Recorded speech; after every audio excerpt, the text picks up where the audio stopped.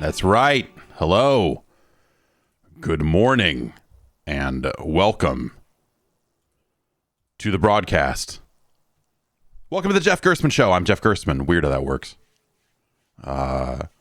We're here for the second one of these, the first full week of this entire operation.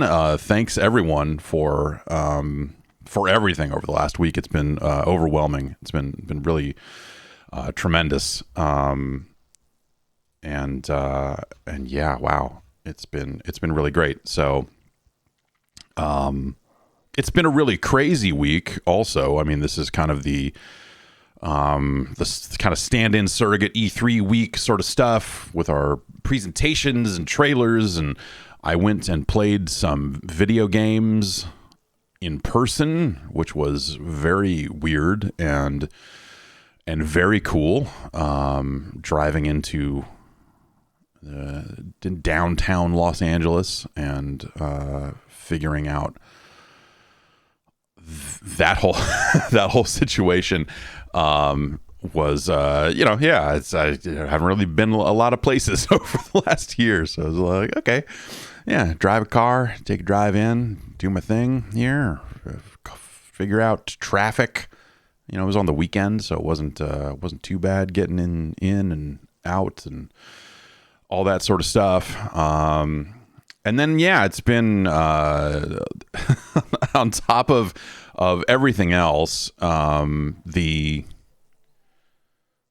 corner of this office is extremely wet, and I have been working to fight against that. That's why we're, if you're watching live, it is 6 in the damn morning, which is, I am often up at this time. I usually wake up about 4:30 for a little bit, and the baby boy gets fed, and then what happens after that is up to him in terms of sometimes he goes back to sleep. Usually he does not. And so sometimes I'll snatch another hour or so after 4:30, but it's anyone's guess as to how that goes. So yeah, I've basically been in here and awake since about 4:30, and yeah. So we have people coming in today to work on the problem that is causing liquid to flow under the wall here into this office and on soaking this carpet here. I've been trying to suck water out of it. I've been trying to dry water out of it, but there's still some more water coming, and so that's been a bad fight. They're coming in today, I guess, to fix the air conditioner. Something about an evaporator coil. Basically, something is freezing in there, and when it freezes, then all hell breaks loose. So, bringing in a part to fix that, and it should fix about 5 or 6 different things. How moist am I? It is wet. You know what I mean? And so yes, we will get that problem fixed, and then there won't be any more water coming in, at least, and then we have to deal with the water problem afterwards. And yeah, that's been that's been interesting because this is a room that a child sleeps in at night, and then there's a lot of other stuff going on. So the ability to just like set up a dehumidifier or a heat lamp or, you know, some of the other things that someone could use to do in this room is unavailable, or at least for the length of time that it would need to be in here and on. So it's especially because this is the room I work in, and now I work in this room all the time. So yeah, anyway, a lot of crazy that's been straight up nuts, having all of that happen on top of everything else. Yeah. So anyway, thanks everyone for tuning in. Thanks everyone for your support. If you want to know more about the program and how to get involved, you can jump on the Discord and all that sort of stuff. You can head over to patreon.com/Jeff Gerstmann and learn more about it. An interesting thing happened. Danny O'Dwyer kind of pointed this out to me, but I kind of started doing the math on this. So I went into LA to see the Summer Game Fest Play Days, which Jeff Keighley and I Am 8-Bit put that together as a way for press and some other folks to get in there and see some unreleased video games, and it was very nice. It was a nice little event. There were some decent stuff there. A lot of the Day of the Devs games were present, and a lot of stuff was kind of only able to be seen by appointment only, or that's not entirely true. A lot of people were booking appointments for things, and I kind of got started a little late because suddenly it was like, oh, I am booking these appointments under my own name and not some other thing. And so kind of had to start from scratch very late in the game. So, but I was able to get the 2 appointments that I wanted to really see, or wanted to make sure that I had to kind of see the bigger games there, the things that seemed like they would maybe only be viewable by appointment. And that is Street Fighter 6 and Sonic Frontiers. And it's weird to think about it because that's like when I first started going to industry events, and when I first started kind of hanging around this business and kind of worming my way into it, the 2 biggest games showing up at things like CES, the Consumer Electronics Show, which is the trade show where video games were before E3 existed, were Sonic the Hedgehog 2 and Street Fighter 2 for the Super Nintendo. And so I guess, this industry hasn't changed a bit, I guess, when you think about it. Yeah, it's so yes, I got in and I saw both of those games, and then Time Flies was there. A lot of the Day of the Devs games, I guess the developers there were kind of being instructed, led. I'm not really sure what the deal was, but a couple of them mentioned this to me, that like they were like, okay, you should just do 5-minute demos for your games and kind of keep going through that sort of stuff. And so, some of those games you could wrap your mind around in 5 minutes. Some you could not. But there's a bunch of frantic in and out around that stuff. So I spent some time watching some of those other games and taking a look at like Dark Tide and some of this other stuff that was there.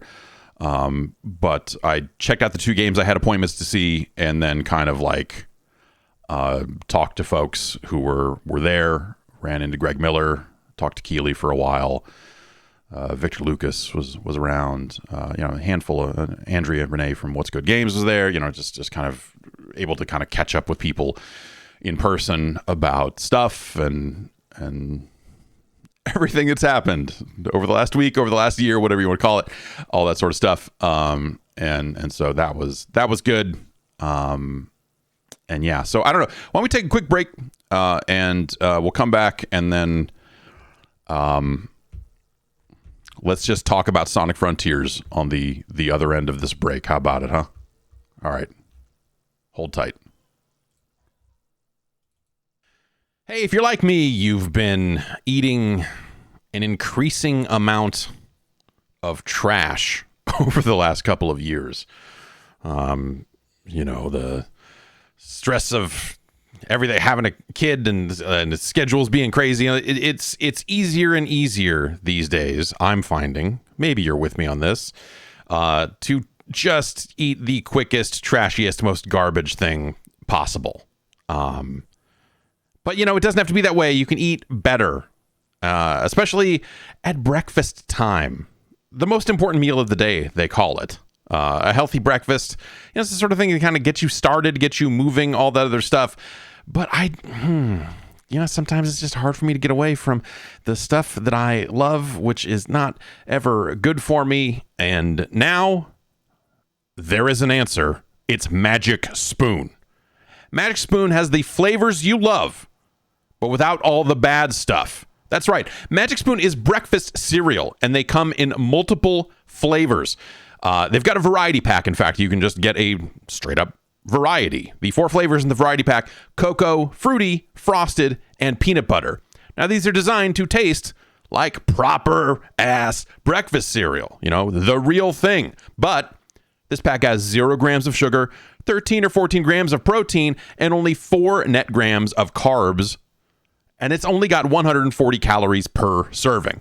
Now, compare that to, if you are a longtime breakfast cereal fan like I am, go grab the box of whatever you're eating and compare it and take a look at, hey, Magic Spoon has 0 grams of sugar. It's got protein. It's only 4 net grams of carbs, and it's only 140 calories per serving. That's a big difference, and a way that you can just kind of take back a little bit for yourself and, still enjoy some breakfast cereal, but without all the stuff that comes along with breakfast cereal. It is keto-friendly, gluten-free, grain-free, soy-free, and low-carb. Now, these flavors, I don't know if you're a longtime breakfast cereal fan, these flavors in this variety pack are going to hit home as like, oh, okay, yeah, no, I understand that these are common, popular breakfast cereal flavors. And so you can have that direct comparison point, and hey, you can mix things up.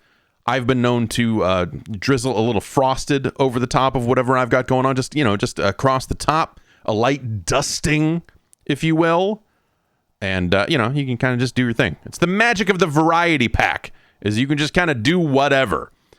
And it tastes exactly like the regular cereal from your childhood. And it's super nutritious. It's delicious. And it can really bring joy to your mornings. Or, hey, forget mornings. Eat it in the afternoon. Eat it in the dead of night. It's up to you. Take back the power and eat cereal at 3 a.m. That's where the magic happens. Speaking of magic, go to magicspoon.com/Jeff to grab a variety pack and try it today.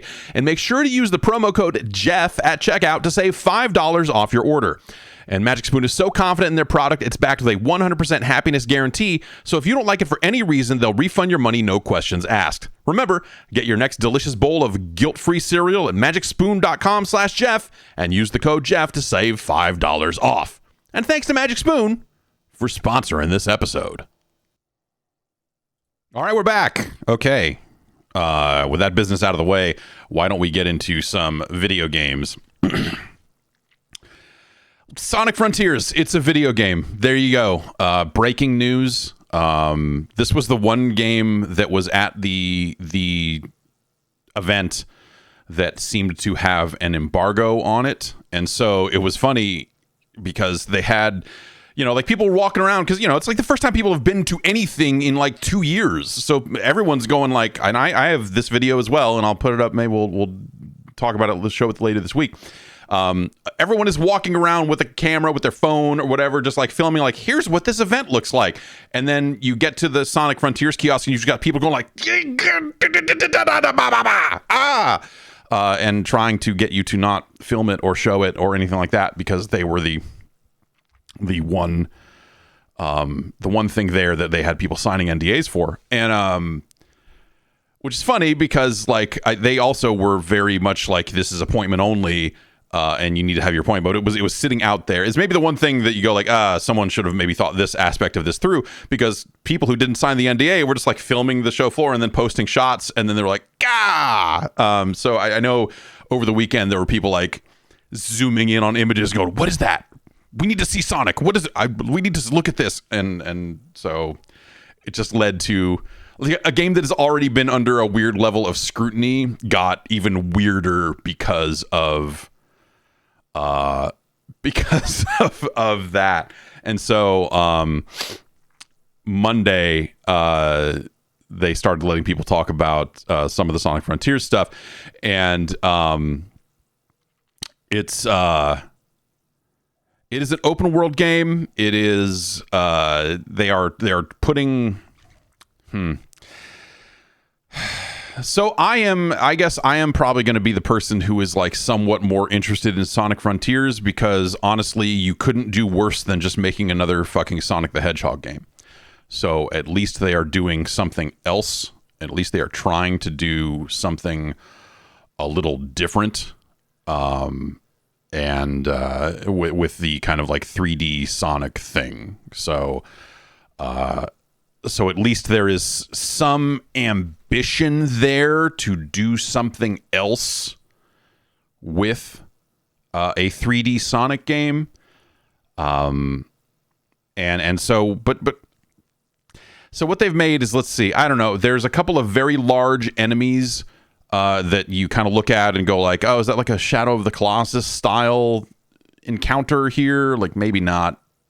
Maybe not. It's really kind of hard to tell in the 20, 30-ish minutes that I spent with the game. But also there are still like little speed strips on the ground in some places, and there are areas where you can kind of jump over and bounce and bounce around, and it still has your homing attack and all of that sort of stuff, but it also has a compass thing at the top of the screen because it's an open world. You know, there are little challenges that you'll encounter. Like there'll just be little icons in the world that you'll run up to, and then there'll be something there to do. And these some things, like I keep wanting to map other games onto it in terms of just like, where are they getting the inspiration for this weird ass thing?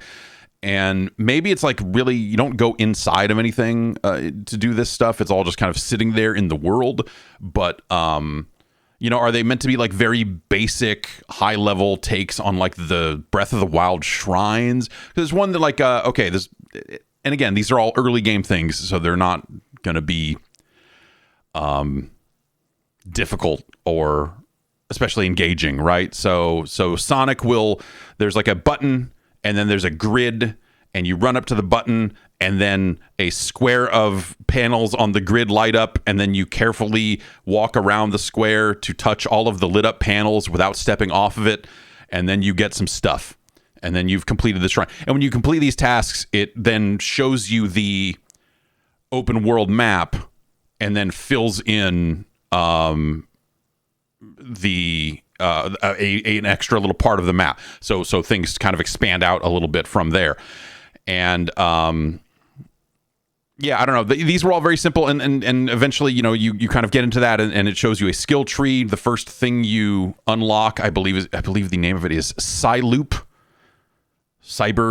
It is Cyber in nature. And so with this, you hold down the Y button, what was it? They had us holding PlayStation 4 controllers, but they had Xbox buttons on screen. So it was triangle, Y, you know, what have you.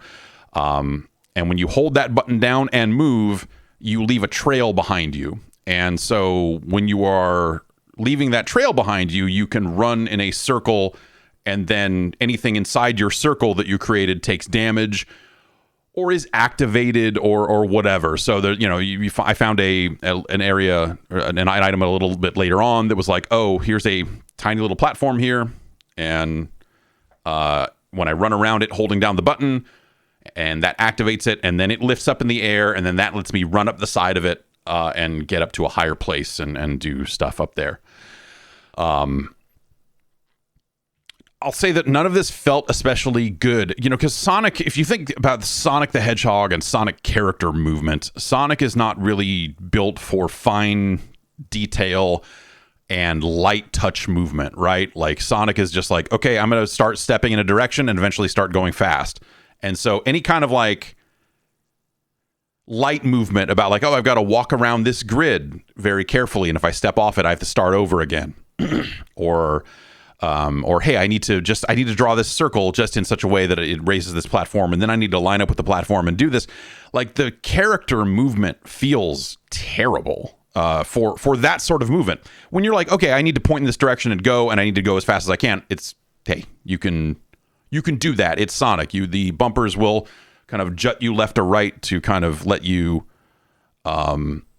keep moving in the same basic direction, but still dodge stuff. So, like they've built controls for that type of movement. And, I guess the other thing is, so they were running this on PCs, and it seems like they were running it windowed, for reasons, hey, it's an in development game, right? I mean, when you see builds of games over the years, you've seen them in all sorts of different circumstances. There wasn't really, I don't know. So I sat down and played it and got up and left, and someone asked, what do you think? I said, like, that seems interesting, which is true. I think it's, again, as someone who thinks that the 3D Sonic games have been 100% trash, like this is at least different from those. So I'm like, yeah, no, it's interesting. So it was like a full screen window on a PC, and it just looked grimy in a way that doesn't make any sense. And so you've seen, you've probably seen, there's been video out there that they sent out, and screenshots, and I feel like the screenshots look relatively crisp, the way that you would think, and the video, even the video they put out, I think just the motion blur or whatever's going on with the movement there looks grimy in a way that does not work. And then on top of that, the build that they showed, I feel like looked even like it was at a point where I was like, did they accidentally set this to 720 and then make it full screen? Like, what's going, like, there's something off about this. Something is very wrong about this. Like, it does not, it's running at a decent speed. It is not slowing down or anything like that, but it looks, the image quality is low. And so that seemed very strange. The game in motion just looked very, very weird to me. And it's hard to have too much of a, I guess the only thing I would take away from that is like the game running at the event is the game running at the event, and you kind of can't necessarily take any part of that as gospel when it comes to what the full version of the game will look like. It's when you look at the B-roll that Sega put out for Sonic Frontiers and say, like, here's images of you fighting, these weird pointy, which I did some of that, and like there, as a brief aside, it does like it does like a, here's, we're going to introduce you to this character and give you a quick pan around it and then show you the name of it, and it's like there's a you're going into a battle. It's treated as sort of a boss fight because it's not something you just kill in one hit or anything like that, but these kind of pointy armed, spiky armed cyber creatures, whatever the nature of this game is, was not immediately clear. There were some cutscenes, but it didn't necessarily go out of its way to really set up like, here's what's really going on. Other than the cutscenes referred to Sonic as the key a lot. So it does this pan around this like not very large enemy that you're just like, okay, you just look like some spike. You look like a dark affinitied enemy from Phantasy Star Online 1. That's kind of the vibe I got off of a lot of the enemies in this. And then it puts up the big banner on the screen. It's going to reveal the name of this creature, and it just says Ninja. It's like, okay, all right, that's the name you came. All right, Ninja. Okay. It's rough, man. It's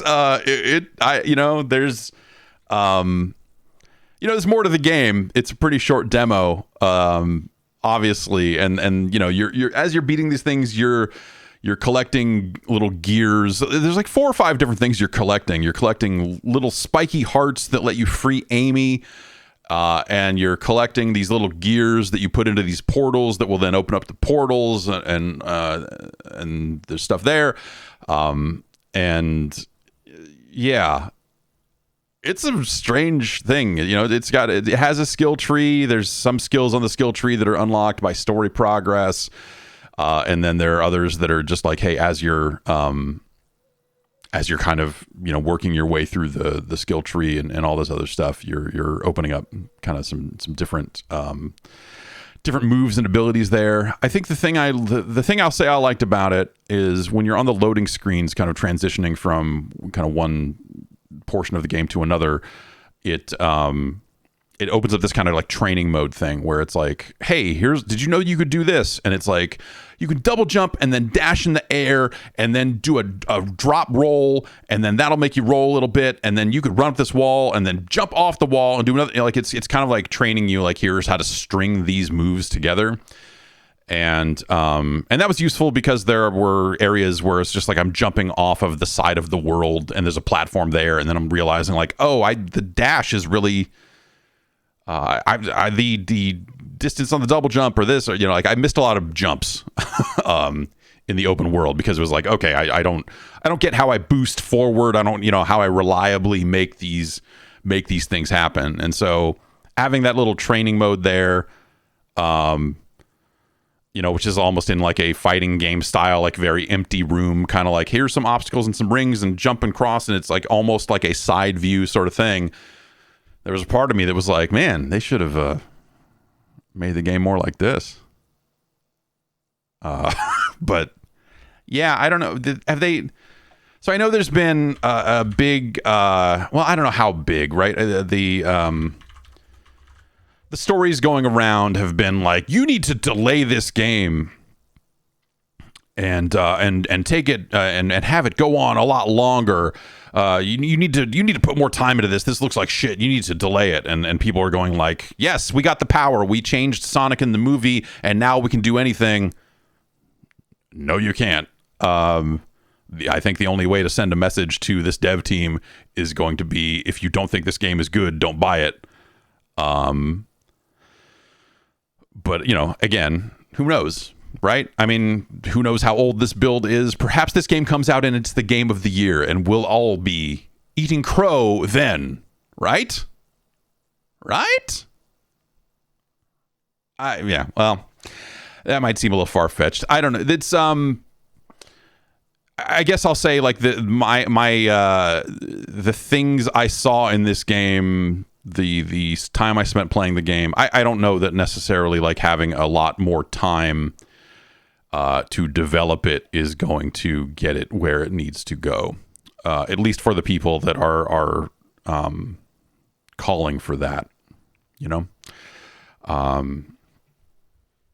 And there's more in that game, you know. There's more in that game that you know, that they haven't talked about yet. I do know that, and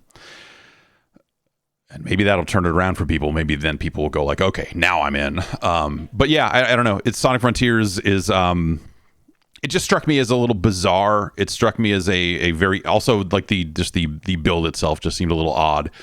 But you run into those sometimes. And again, like, you know, running into like, hey, this is maybe a weird build to show to press, especially like for your first hands-on or whatever. Maybe that's not, you know, that's not going to be all that relevant in the final analysis, right? Like it depends on how they do with the final product. I just happen to think that I don't know that final product will be something that anyone particularly wants. Be they Sonic the Hedgehog fans or otherwise, it's hard for me to play that thing and go like, this is who this game is for. Other than it's for the people that will buy any Sonic game no matter what and complain about it because they are tortured souls. They've chosen this life. Make no mistake about it. This is not a situation where you say, I didn't choose the Sonic life. The Sonic life chose me. No, you chose the Sonic life. There is a way out for you. There is always a way out. But yeah, I don't know. We'll see. It's supposed to be out this year, and we'll see kind of where it ends up. But again, like I just it's it doesn't seem like it's you're motoring around this kind of open world, but it's never quite as fast as it seems like it should be, and the way you're kind of doing your homing attack, and then a lot of this is in some of the footage they put out too, where you're kind of like you'll home in and do a homing attack, and then keep mashing the button, and Sonic will just be hovering there going boom, boom, boom, boom, boom, boom, boom, boom, boom.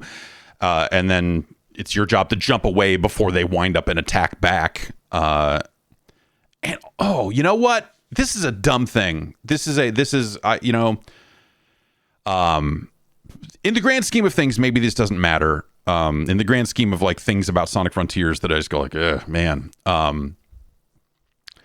When you get hit, and it's weird because you're kind of like hovering in front of this enemy, punching them, and then the enemy winds up and hits you, and you go flying back.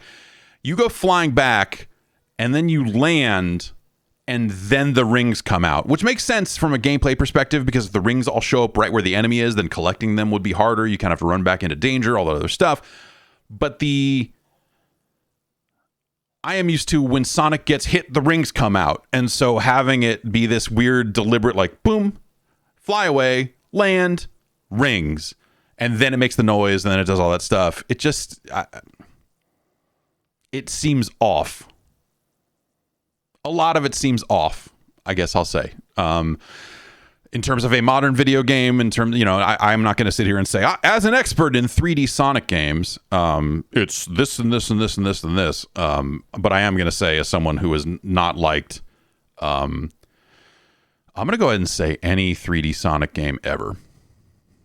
And it's at a point now where I'm like, you know what? Actually, maybe the 2D Sonic games were never actually good either. Like that's how far I'm going on this now, is like the going back and playing that stuff and going like,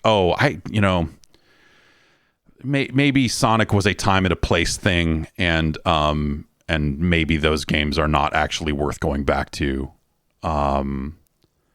As someone who has gone back to them a little bit here and there, like people always say Sonic Mania is great, and I say, yeah, Sonic Mania is a really good representation of those old Sonic games. But also maybe those games are not good either. And so, which I know a lot of people don't want to have to look in the mirror on that stuff. They have carved out too much of their identity based on this weird idea that Sonic the Hedgehog was good. But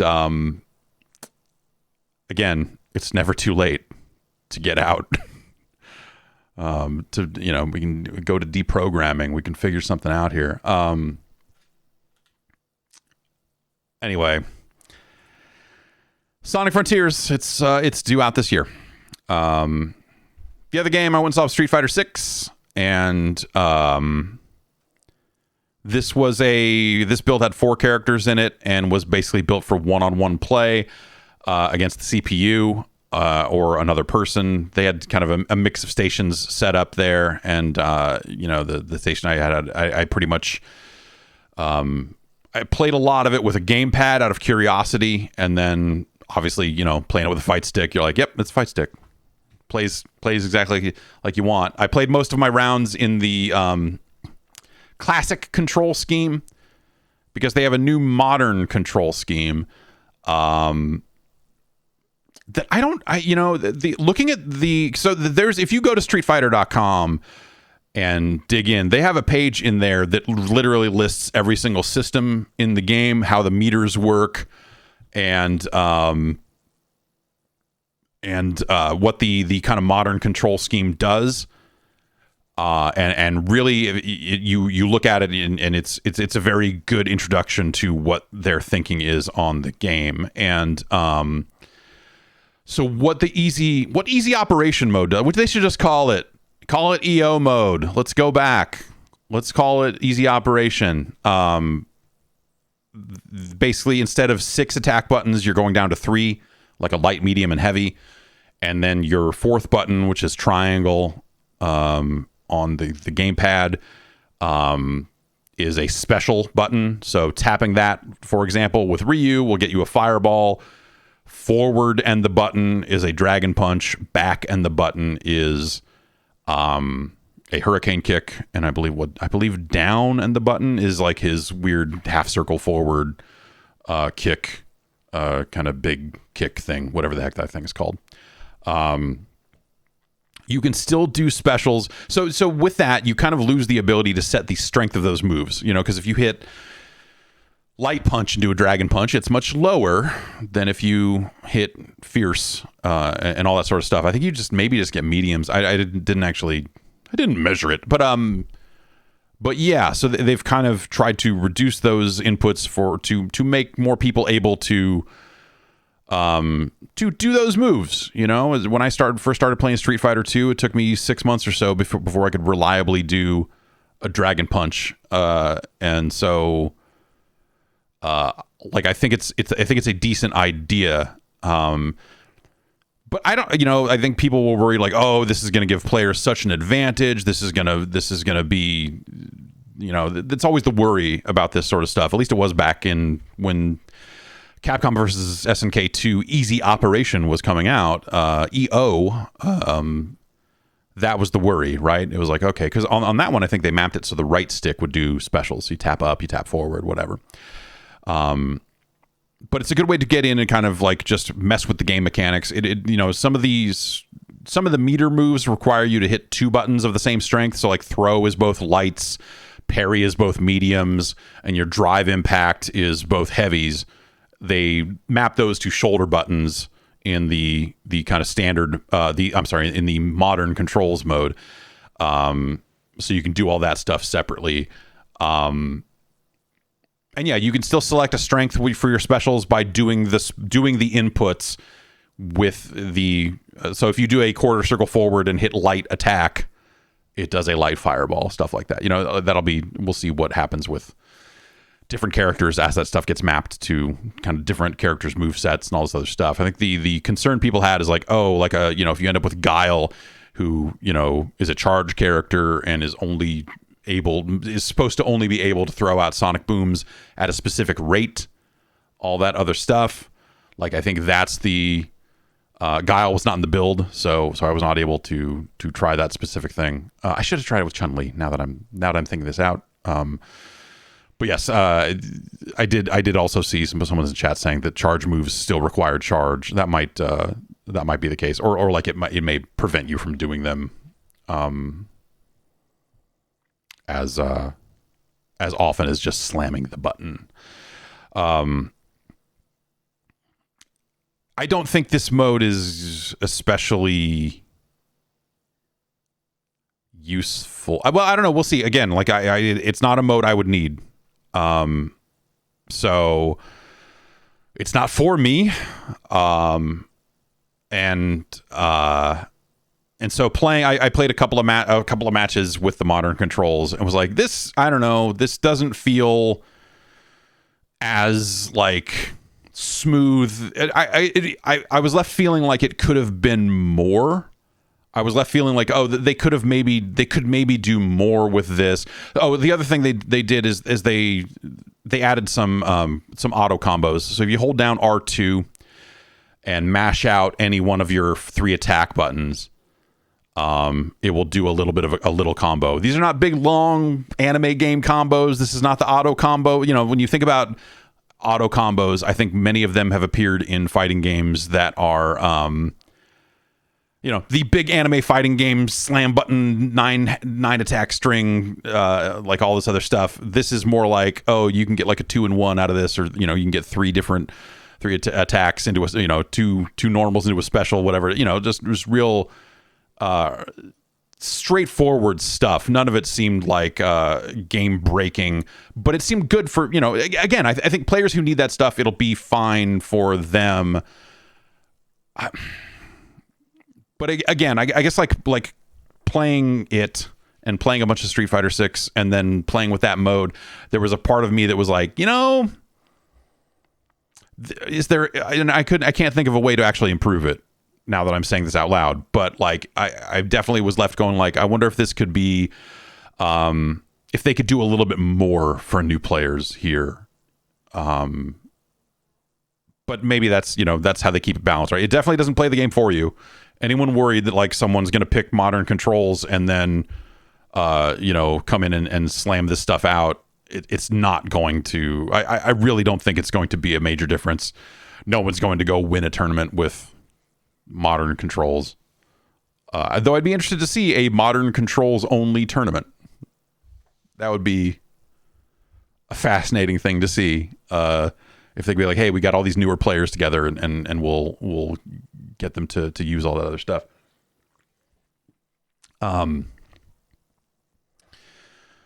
In standard control mode, the controls are basically what you think they should be. It's a 6-button fighting game. You know what I mean? In terms of speed, I think they're doing a lot of things here. Setting aside the controls, I think there's a lot of stuff in place here that will make this game a little more friendly to newer players. I think the speed of it has a very deliberate, very chunky feel to it that I think it makes the hits hard. It makes the hits feel big. Like you're even just like landing just like a standing fucking roundhouse. You watch that foot hit you're like, okay, like this is like, it just looks fucked up. And a lot of that's because of the speed. They're kind of like, they're registering the hits and in a way that they're paying attention to every single hit in the game. You know what I mean? And as a result, I think that's going to make it, the kind of slow speed, the more deliberate pacing, all of that sort of stuff, I think is going to make it a little bit easier for newer players to use the parry. When Street Fighter 3 came out, the ability to parry and stuff like that, I remember it being relatively controversial out of the gate. But also, it was not easy to line that stuff up. It was not easy to land that stuff, especially, obviously amazing players got really good at it, but everyone else was like, okay, if I can get a parry in there, one per round, I'll feel like, I did one. This game feels that's kind of slower pace, the deliberate pace, all the other stuff feels a little bit more like, oh, okay, I can line these parries up a little bit better. And if I guess if you time the parry perfectly, like, I don't know if it's a just frame situation or what the deal is, you'll kind of get some meter back and all that other stuff. There's benefits there for really timing it properly. And so I think that, that pace will make those parries a little bit more attainable for a wider swath of players. And I think that's kind of cool. And they kind of have an alpha counter in there, and, there's just some cool stuff. The game feels, I guess, heavy is maybe the way I would put it.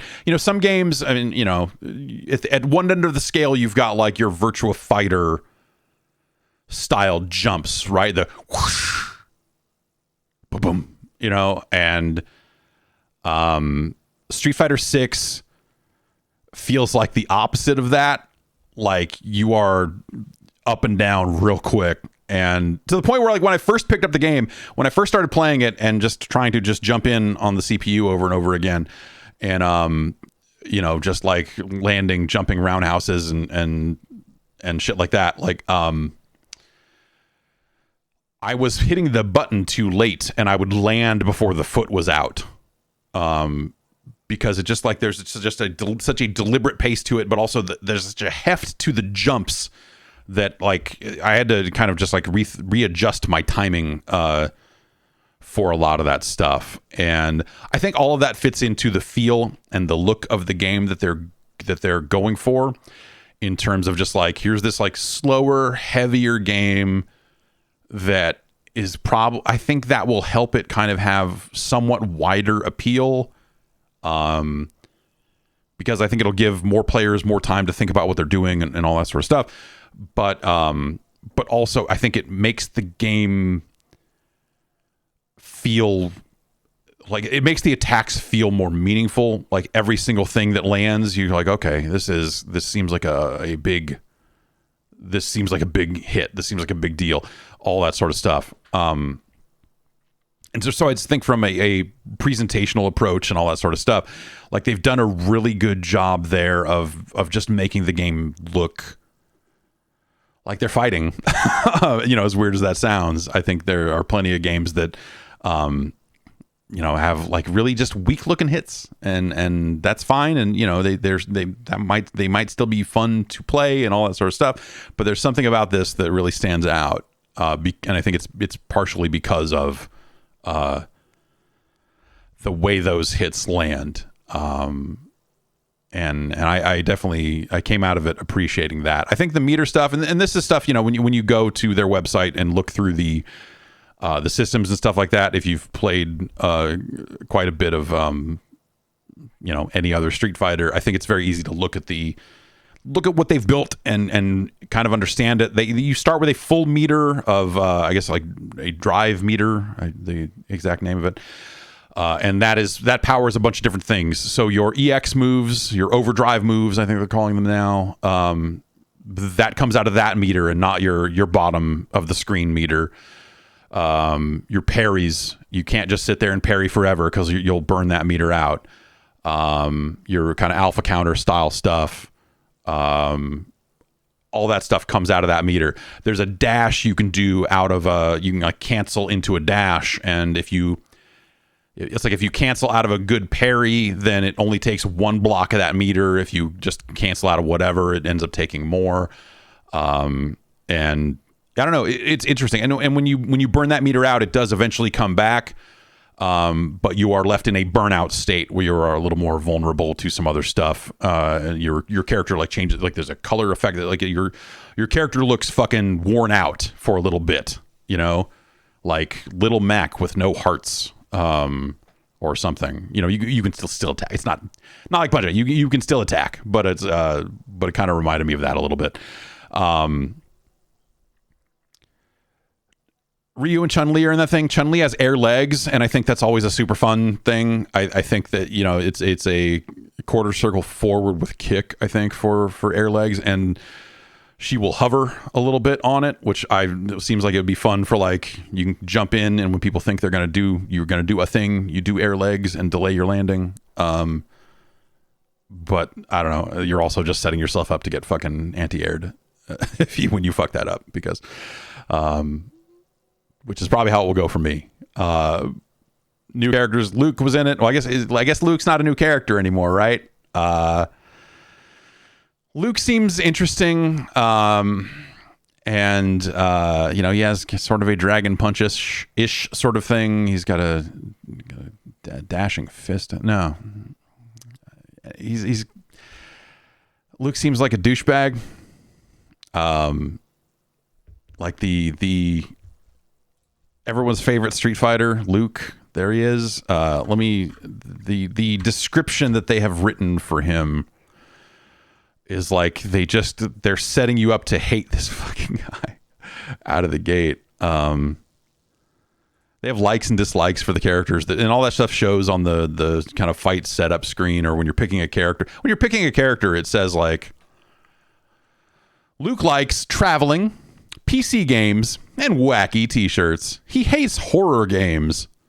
And so part of me is like, yeah, Luke, all right, yeah, I'm with you. PC games are good. Horror games are stupid.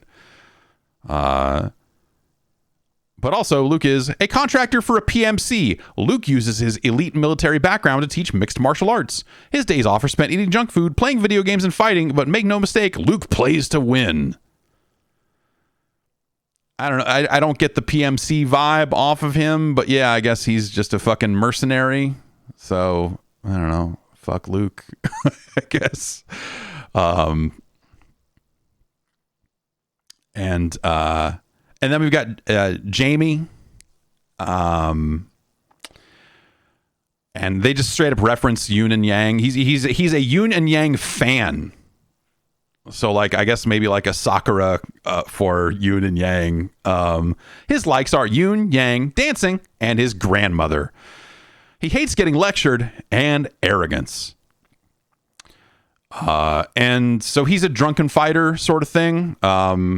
Yeah, I'm sure there's some family thing there or something too, probably, right? But So he has a kind of a drunken fighter sort of deal where he has a separate count for how many times he's had a drink during a round.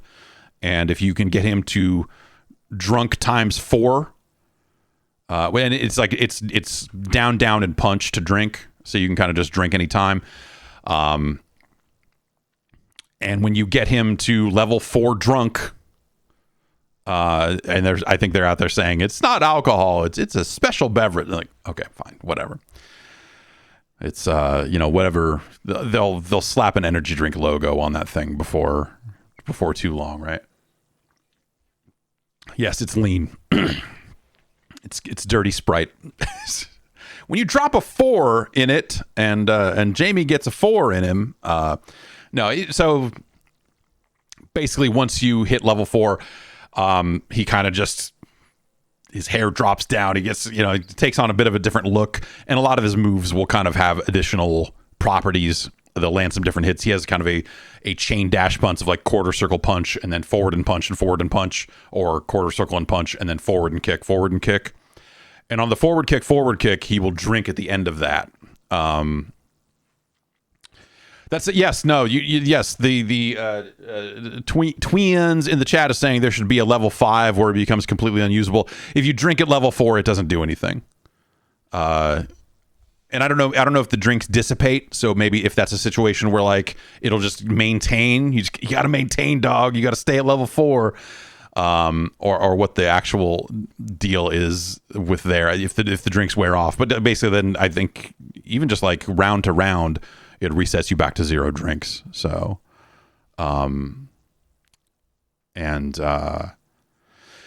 that's interesting. Whenever they do that sort of stuff, whenever games try to do like, here's a character that has a separate counter on screen, whether it's like, here's how many bullets are in this character's gun, and you have to do a separate move to reload it, or just straight up drinks. I mean, did Dead or Alive do that with their drunken master? Anyway, so I bounced around, tried all 4 characters. Guile was not in this build of the game. They had just announced. Okay, it was Virtua Fighter. Was it Shundi in VF? Okay, yeah, that makes more sense. Guile wasn't in the build, so could not check him out. They put out that trailer. I think Guile looks cool. And yeah, it's a really neat game. I liked the way it felt. I came away from it going like, yes, no, this is, I think for months now, I think there's been a part of me that's like, what would they do with another Street Fighter? After 4, after 5, it's been it needs more. They need to do something. They need to find a way to change it up, I think, if they're going to appeal to a wider audience, if they're going to do this, if they're going to, like, what do you do with the cast? And a lot of the cast has leaked. The leak has Guile's outfit looking like Guile looked in the trailer, which I think you can then connect the dots and go like, okay, this seems like, okay, Honda will be in this game. This will, like the other characters in that leak will be a part of this product and all that sort of stuff. And then, of course, whatever. By the time we're done with season 5, whatever DLC plans are and all this other stuff, there's going to be a zillion people in that game. They'll have Ghost Bison in it somehow. They'll be like, oh yeah, but no, Bison's dead. Yeah, this is the latest game in the timeline, so this is post Bison. This is after Ryu has mastered the Satsui no Hado. So but who knows? By the time they get to it, it'll be like, it's Bison, but now Bison's a Bison doll and he's a lady, but he's still Bison, or whatever. There's a zillion different ways they could do that in this storyline if they so chose. I kind of hope they don't. I kind of hope that they keep going with. I don't know. They need a mix of new and old characters, right? They need a good. They need to have a good variety of that. They need to put Hakan in this game. They need to stop screwing around. They need to bring back Hakan. That's my that's my Street Fighter take. Bring back Hakan. But yeah, it just seems good. You know, it's out next year. It's multi-platform. I was not able to book an interview. They did have some folks there doing interviews, and that was the only way to get any questions answered. I kind of just said like, "Hey, this says rollback, right?" And just kind of got like, nah, nah, nah, nah, nah. I can't really say anything else about the game. I'm like, okay, all right. But yes, they did confirm that in some of the interviews and stuff like that. That yes, it's rollback. They've announced that it is multi-platform. I believe they have confirmed that it is cross-play, because why wouldn't it be? And so on and so forth. So yeah, I don't know. I'm excited for what they're doing. I think that it was a cool demo, and I came away from it pretty charged up about them taking things in a new direction. So yeah, you know, we'll see. I think they said that they're not going to have too much Street Fighter news in the relatively near future, that they kind of announced their stuff and went forward. But yeah, no, I definitely came away from that going like, yep, it seems like they're on the right track for this. So cool. Those were not the only two games I played. I checked out some Rumbleverse. There's a video of that up on YouTube. They did their cross-platform network test thing. And so Rumbleverse, if you have forgotten or were never aware, it is a wrestling-themed battle royale game. For I believe it's 40 players. I believe that's where they're at with it.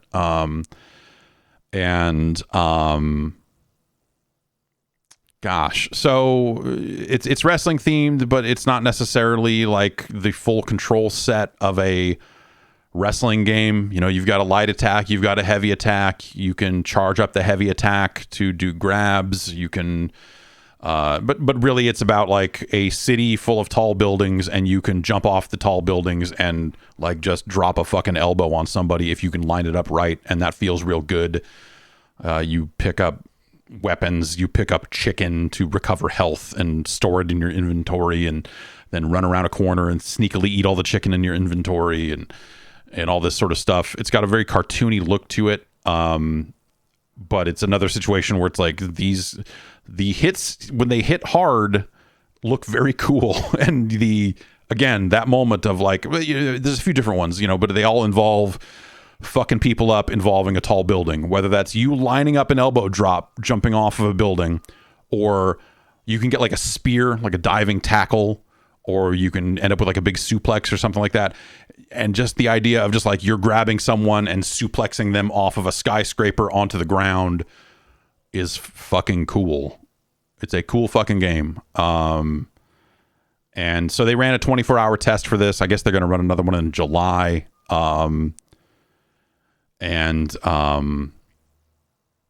And yeah, it's a really neat game. I think it's the sort of thing that like you kind of have to get your hands on it a little bit and get a feel for what you're actually doing for it to really sink in. Some of the trailers and some of the other stuff, you know, it doesn't always, it might not always show the best. I don't know. It's showing. I think it's showing better now that it's video of people playing it, and all that sort of stuff. But it's a neat game. I'll say, you know, just as a kind of a caveat here for folks that, you know, I am relatively good friends with some of the people who are at the studio working on this game. And so I have been pretty well aware of it for a pretty long time. And so I'll provide that as a caveat, you know, go look at it for yourself. If you think that's a thing. But yeah, it's got a lot of really neat ideas in it, and I feel like every time I get a chance to play it, it has come along to a point now where it's like, okay, now it's got these kind of perks and things that you're getting, like as you're kind of landing attacks and doing different things, you're kind of unlocking different kind of in-match perks. And so Rumbleverse will have a situation where like you can get, I believe it was called meditate. I didn't even know this was in there until I started just playing. over the weekend. You can get something called meditation that, like, oh, if you run around a corner and hide, you will eventually start to regain health. And that one seems pretty major. I don't know. That one seems like a pretty good one to have.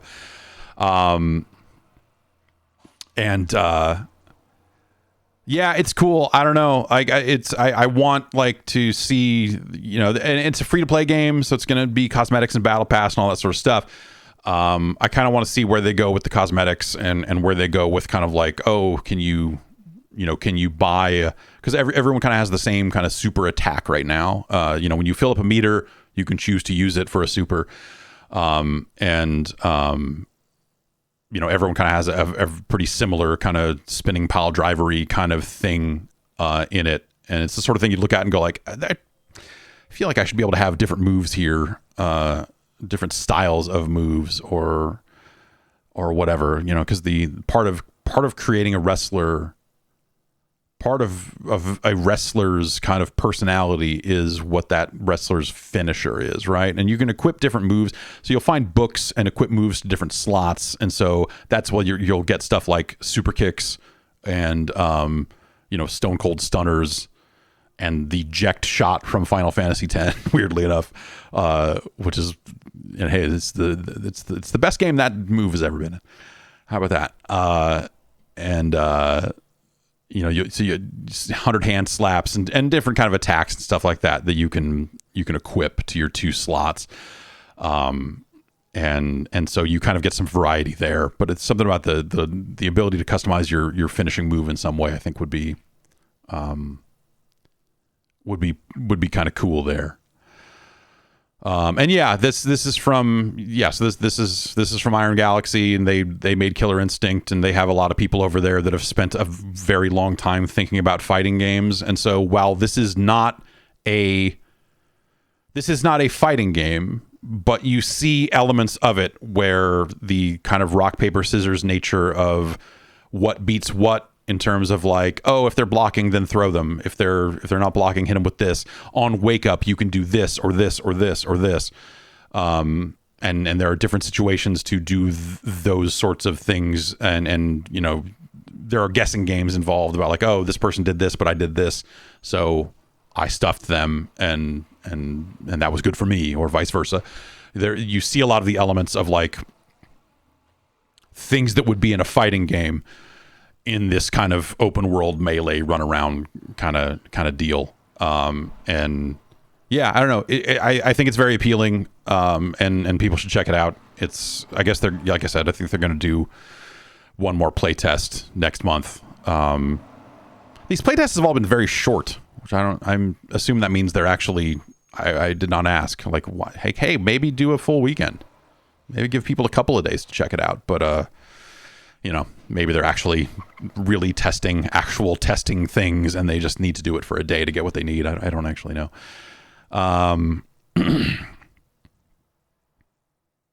Let's see. Why don't we take one more break here? We'll come back. We'll talk about Fake GoldenEye and a couple other video games, and then we'll get into the news and so on and so forth. Cool? All right. Stay tuned. All right. Spring is sprung. It's time to shake the cobwebs loose. Get out of your whole cold weather winter thing. We're well into spring, and honestly, summer is right around the corner. And you know what that means? Wearing fewer clothes. And you know what that means? Hardcore sex. Right? That's right? Hey, listen. This episode is brought to you in part by Blue Chew. Let's talk about it. Hey, confidence. It can take you pretty far in life, and it can also help in the bedroom, especially when it comes time to get it on. You know, when it's time for fucking. Let's not mess about here. If you've got a penis and it's not doing the stuff you want it to do, you know, if it's confidence, like whatever else is going on, Blue Chew is the type of item that can be there for you when you need it. Now, what is Blue Chew? Blue Chew is a unique online service that delivers the same active ingredients as Viagra and Cialis, but in chewable tablets and at a fraction of the cost. You know, so you can just afford to have these have these chewable tablets ready to go to make sure that you're ready to go when it's time to go. And by time to go, I mean time to get to fucking time to have. When it's hard dick time and you want to make sure that you're there, that you have brought the hard dick, if there's expectation that a hard dick is there, and sometimes you don't have the confidence, sometimes it just doesn't happen. Hey, Blue Chew, check it out. You can take them anytime, day or night, so you can plan ahead or be ready whenever an opportunity arises. Here's the process. It's very simple. You sign up at bluechew.com, you consult with one of their licensed medical providers, and once you're approved, you'll receive your prescription within days.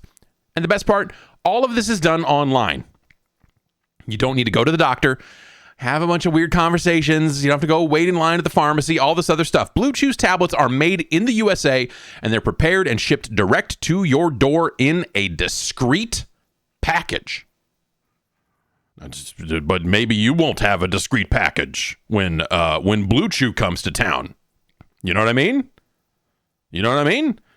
Maybe you'll be the people pleaser around the neighborhood when you're walking around with the erection that could cut glass, and so on and so forth. You know what I mean? You know what I mean? It's time to get off the couch.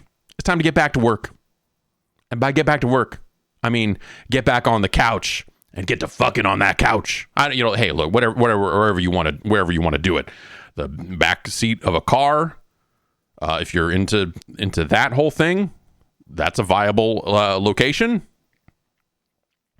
If you're into the whole outdoors thing, out back on the, maybe you got some patio furniture. I don't know. I've been building patio furniture, but enough about my patio furniture, and let's get back to talking about what matters. Your dick and it getting rock hard so that you can do stuff with it and get things done. You know what I mean? So if you could benefit from extra confidence when it's time to perform, Blue Chew can help.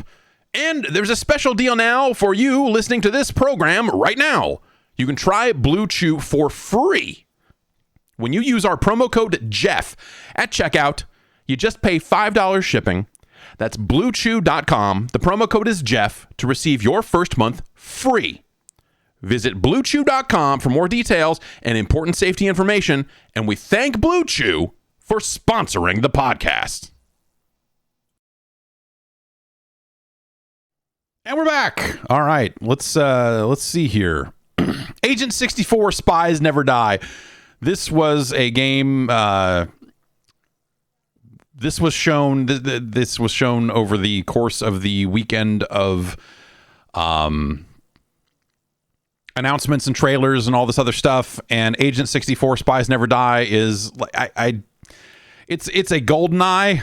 They're making a GoldenEye, and I was really on board with this. The trailer looks super cool, and you're like, oh, you've really evoked the GoldenEye style in a lot of ways, with maybe a hair of Perfect Dark in there as well, and it's got a mission editor. So, but all that's out right now is a demo. So you can go on Steam and you can grab the Agent 64 demo right now and check out a campaign level. And the idea that there's going to be a level editor in this, I think, sounds super awesome. But when they got to the end of it and said, like, here's the name of our game, Agent 64: Spies Never Die, for some reason it broke my brain. It's like, no, that's too far. You're fake GoldenEye. You've named it. You've gone too far in that direction with the name, and now I'm not on board anymore. But I played some of it. It's boy oh boy, they sure have 3 difficulty levels and more objectives in the levels if you choose the higher difficulties. They sure are evoking that graphical style. You sure can use your slappers in those missions. It controls in a GoldenEye-esque way, meaning that you don't necessarily aim down sights. You just kind of, when you pull the left trigger, the cursor appears, and then you can move the left stick around to line up your headshots and stuff like that. I think that's a mechanic that super fucking sucks in this day and age. I think that's a mechanic that made a ton of sense on a controller that only has one analog stick on it. But in 2022, like carefully craning the stick around in it, like it just slows the action down so much in a way that like it's pure nostalgia at that point, you know. And I did not try it with mouse and keyboard, which I imagine would actually, because the other end of that is like if you can aim too well, it maybe breaks some stuff in ways as well. But I don't want to do that ever again. I don't want to do the like I'm carefully left sticking a cursor around the screen to try to do that type of headshot stuff again. I think that's something that just, it made a ton of sense on the N64 because what else are you going to do? But I found myself looking in the options for just a straight up aim down sights for controller, and I think that game would feel a lot better with that.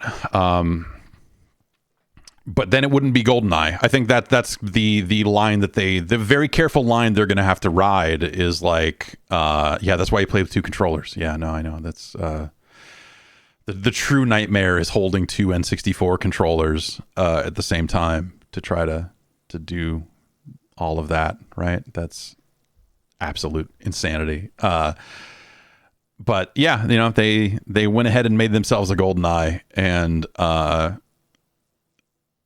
you know, either you're going to be extremely into how far they have taken it, or you're going to play it and go, you know, it's been a long time since that game came out, and I'm sure wish that maybe they had done some other stuff like that. The AI was not very reactive in the demo. They sure were standing still just as I was killing all their friends around them. Sometimes they'd activate, sometimes they wouldn't. You know, it's a demo, right? So, you know, what are you gonna get there, I think. So the demo, I believe, is still out on Steam. You should check it out. At least go look at the trailer, because it's a very neat look to see what they have pulled off in terms of, you know, kind of evoking that GoldenEye and Perfect Dark style of graphics. Like, I just think the default pistol you start with just looks rad. It's just a cool looking gun.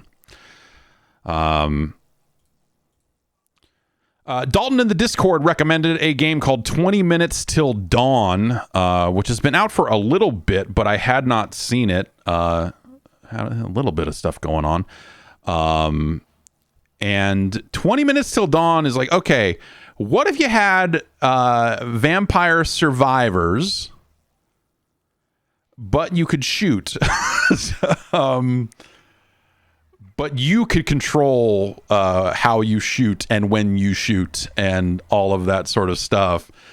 It's in early access. It seems like something that has a way to go and all that other stuff. But it is a dual joystick shooter at that point. But it is very much like you've got an XP bar at the top of the screen and you are filling it up and picking perks and all that sort of stuff. And so it's in some ways like it's this weird thing where like obviously there've been a zillion dual joystick shooters and all of that sort of stuff. And then the thing that made Vampire Survivors stand out is like, no, we don't let you shoot. You just eventually build a build and the weapons kind of fire automatically on cooldowns. And it's up to you to choose which weapons you take and how you kind of build that out. And I think that is an awesome thing that makes Vampire Survivors stand out. So in a lot of ways, it's very weird that 20 Minutes Till Dawn feels like it's kind of taking the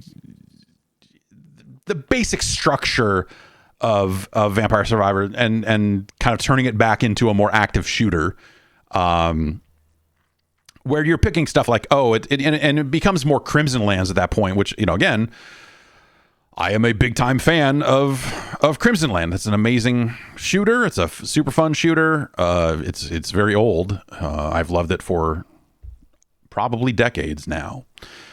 And so it's weird because it is kind of turning it back into that. and still having the perks the way Crimson Land did and all that other stuff. So in some ways, Vampire Survivors is really just more of a kind of quick reference point for, hey, it's got a timer in the corner. Hey, the XP bars at the top.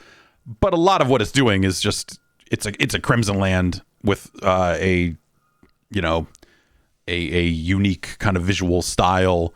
It's got a kind of a I don't know what you'd call it, a very kind of lo-fi palette to it that I think works. In some situations, it makes it a little hard to see some enemies, but that's kind of the point at the end of the day there.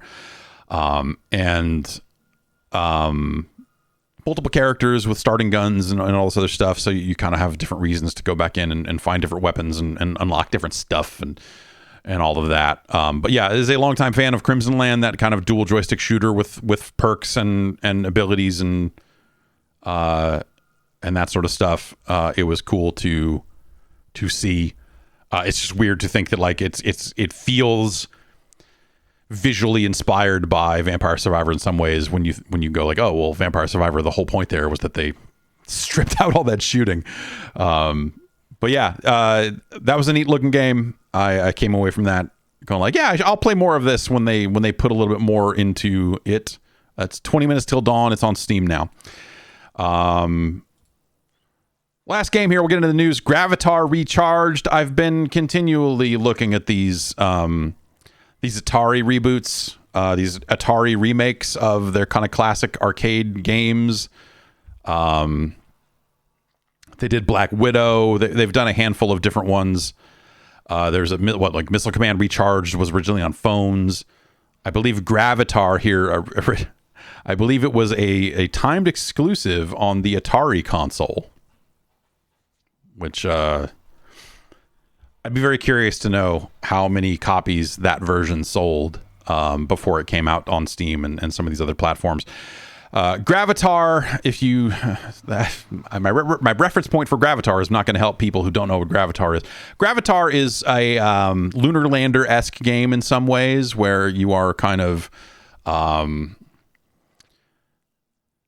let's see. You're flying close into a planet, and then once you get close to the planet, it was originally a vector graphics game. You're kind of the idea is you're kind of getting down and picking up things, taking out different enemies along the way, and doing what you need to do, and then flying away from the planet, and then the planet blows up, and then you're in a larger space. You fly to the next planet, do it over and over again.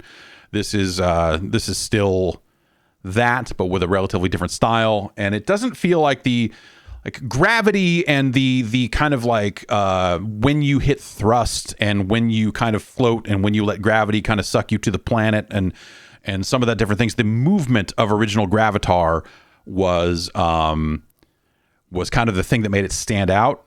And in Gravatar Recharged, it feels like it's a little bit less of that. You're kind of getting in.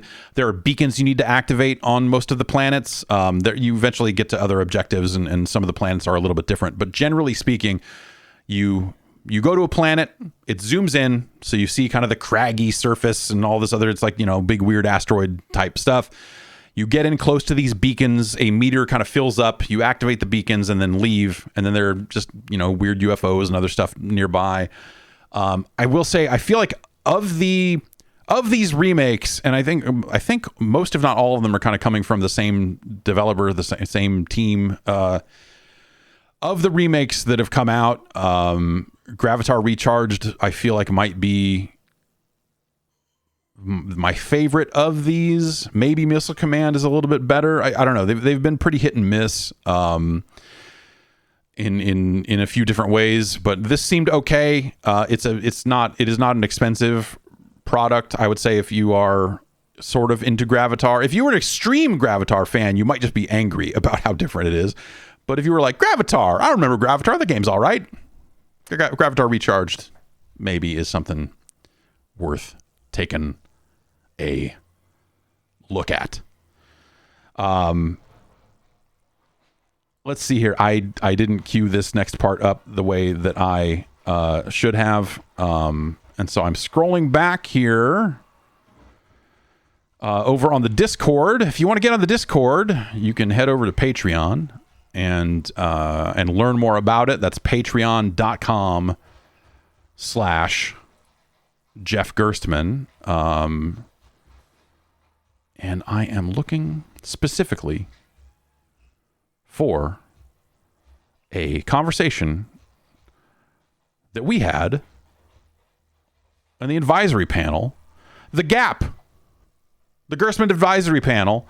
I put out a question to them asking, hey, did any of you play Tiny Tina's Wonderlands? Remember Tiny Tina's Wonderlands? That game came out. And that's, I guess I only say that because it feels like it very much came and went. And I thought it was a little, I played the first kind of few hours of it. Yeah, is it? Yeah, Nick asked, do you think that that's partially because it's an Epic exclusive? I mean, it came out on consoles. I my guess, and I don't actually know this off the top of my head, but Borderlands to me always felt like a console game. Where maybe it was doing most of its business there, but I don't know off the top of my head here. Okay, here we go. I have found the start of that conversation. I asked the Gerstmann advisory panel of patrons, did any of you play Tiny Tina's Wonderlands? Just kind of curious. Feels like that game really came and went. And then the voting there was 28 no's and 4 yeses.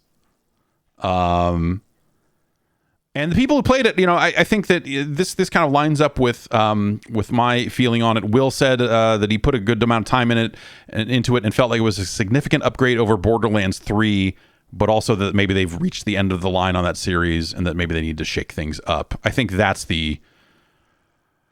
to me is kind of the standout take on that. That is to me is the take on that, because from playing Wonderlands, I was like, first it was very strange that just how much like Borderlands it was for a fantasy themed Borderlands game. The fantasy feels like a layer that they use to change what the numbers mean, without actually changing what the numbers mean. It's like, oh, instead of shields, you're equipping a ward, or they're kind of just like fantasying it up a little bit, but it's still the same weapon classes. Like, you're still equipping guns. It's not like some huge melee focused thing. Instead of grenades, you're equipping spells. They made their kind of they made their changes to kind of make it fit the theme. But at the end of the day, it's like, oh, this is still absolutely Borderlands. I think for me, the thing that worked better is that, and this is maybe not, I don't know if intended, but the writing in Borderlands 3 is so miserable and so awful moment to moment, but also the overall plot and characters that they wrote for that game, the main bad characters, all that other stuff. The Borderlands 3 is so bad on that front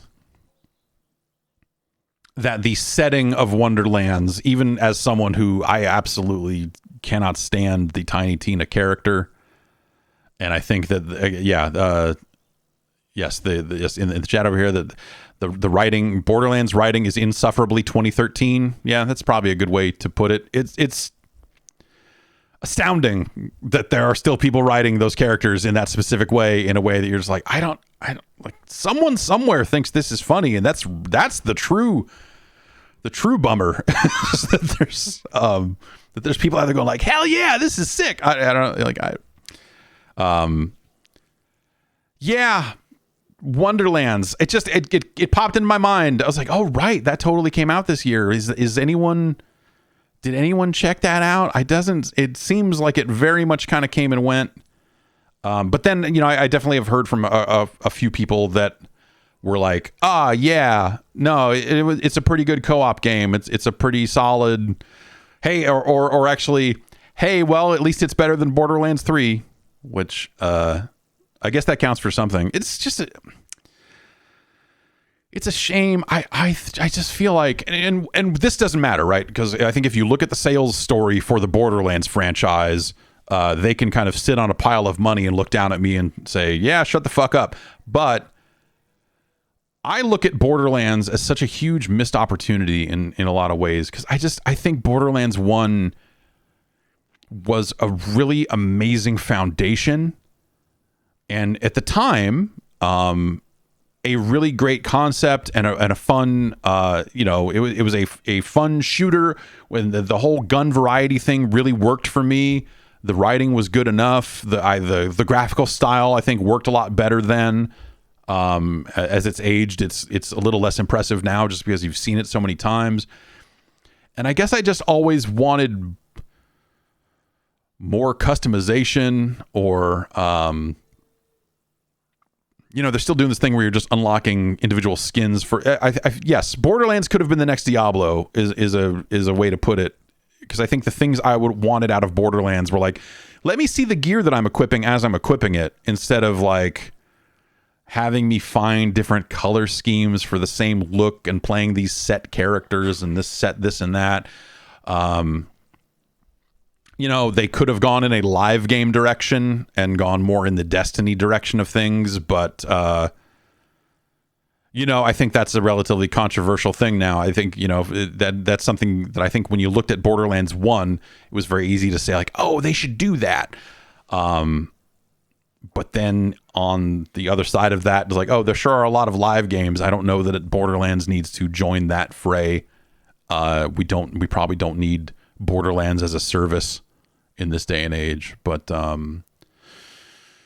yeah, I don't know. It felt like, and again, this is a weird thing because Borderlands 2 and all, like, those games have sold very well. Obviously, there are people that like them a great deal, and a disturbing number of people probably find that writing funny. There are people out there who are like, yeah, Handsome Jack, that's a good character. And I'm like, I don't understand who you are as a person.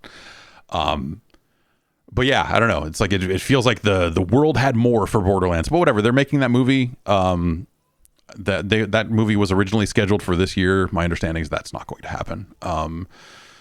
But we'll see where they end up with that. They sure did shoot that movie. I don't know if they're done shooting that movie. Yeah, I don't know. Borderlands 1 felt like it was like a few clicks away from being like damn near perfect for what they were going for there. And then when Borderlands 2 came out, I think just the different characters, the different skills and loadouts and the different character classes not really having full equivalents of the characters from Borderlands 1. Like, I think that's my thing. Borderlands, I don't want to play as like this named character. I want to pick a class and pick a character and go. And Wonderlands, weirdly enough, does that. So at least there's that. But yeah, I don't know. I never wanted to know who Roland was or whatever, right? Like, it's just like, let me create a character. Let me figure out let me pick a class from a growing number of classes and go from there. Hey, this, I don't want to, I've got a platform here and I can use it for a number of different things. And so this is what I'm choosing to throw that platform behind this week. Street Fighter 6 has announcers. We didn't really talk about it too much when we were talking about the game. It's become a thing that I've seen mostly complaints about. Because the announcers are relatively repetitive. Yes, like Yatagarasu. It has kind of named announcers, from the community. And so there are 2 announcers in the game right now. They kind of said there'd be more to come. One is speaking English, one is speaking Japanese. The lines do repeat. You can turn it off. You can also turn on captions, which is kind of cool. I think it's a really cool idea. And also, when we talk about that game, finding ways to appeal to beginners, I think having an announcer that pipes up from time to time and says like, oh man, you sure did use this attack in a way that stuffed that other attack, or hey, you've got way more meter, like player 1 has a huge meter advantage, like just little stuff like that. I think can go a long way to helping new players think about the game in a slightly deeper way. And I think that could be very useful. That seems to be how they're presenting it as well. I think it's something that people will turn off after they've gotten tired of it. Unless there's just a zillion different announcers in it or something. And you know that they'll sell announcer packs, right? I mean, when you look at that game and start to think like, where do they sell things post release? It's costumes, it's characters, and I think they'll do announcers as well. Call of Duty did it; they sold announcers. There was that Snoop Dogg announcer pack, all that other stuff. So yes, I feel like there's a countdown to Snoop Dogg appearing in Street Fighter 6 because he's, for whatever reason, the go-to announcer for that. But I want to throw my platform behind this. I posted this to Twitter, and I want to just find a way to make this happen. This should be a reality. I want an announcer pack that is Excalibur and Taz of AEW from wrestling, and I want them to be an announcer pack for Street Fighter 6. I think this has to happen. We need to make this happen. If you're unfamiliar with them, they are a tremendous duo on commentary. They are goofing around quite a bit in ways that are real silly, and I would love to hear Excalibur and Taz clips commentating Street Fighter 6 matches. We need to make this happen, and it needs to be like 9 hours of Taz just saying stuff unrelated to anything that's happening. They are a lot of fun. So that's we need this. We need this. People are saying Kenny Omega. Yeah, sure. I mean, you could do a Kenny Omega announcer. But I honestly, like, if you think about it, they have done some crossovers in terms of merchandise, some kind of Street Fighter AEW sort of stuff. I think you could make the case for a full-on AEW skin pack. Skin pack. Hey man, skin pack.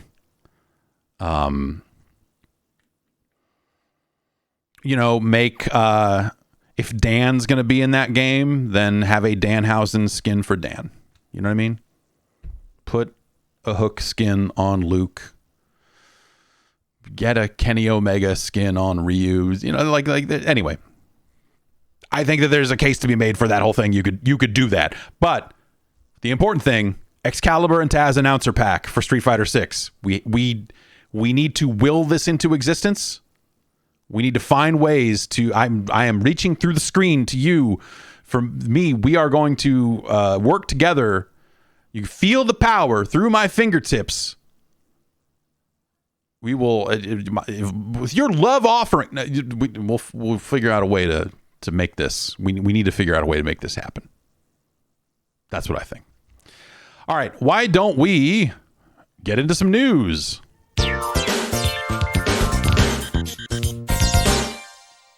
Okay, it's news time.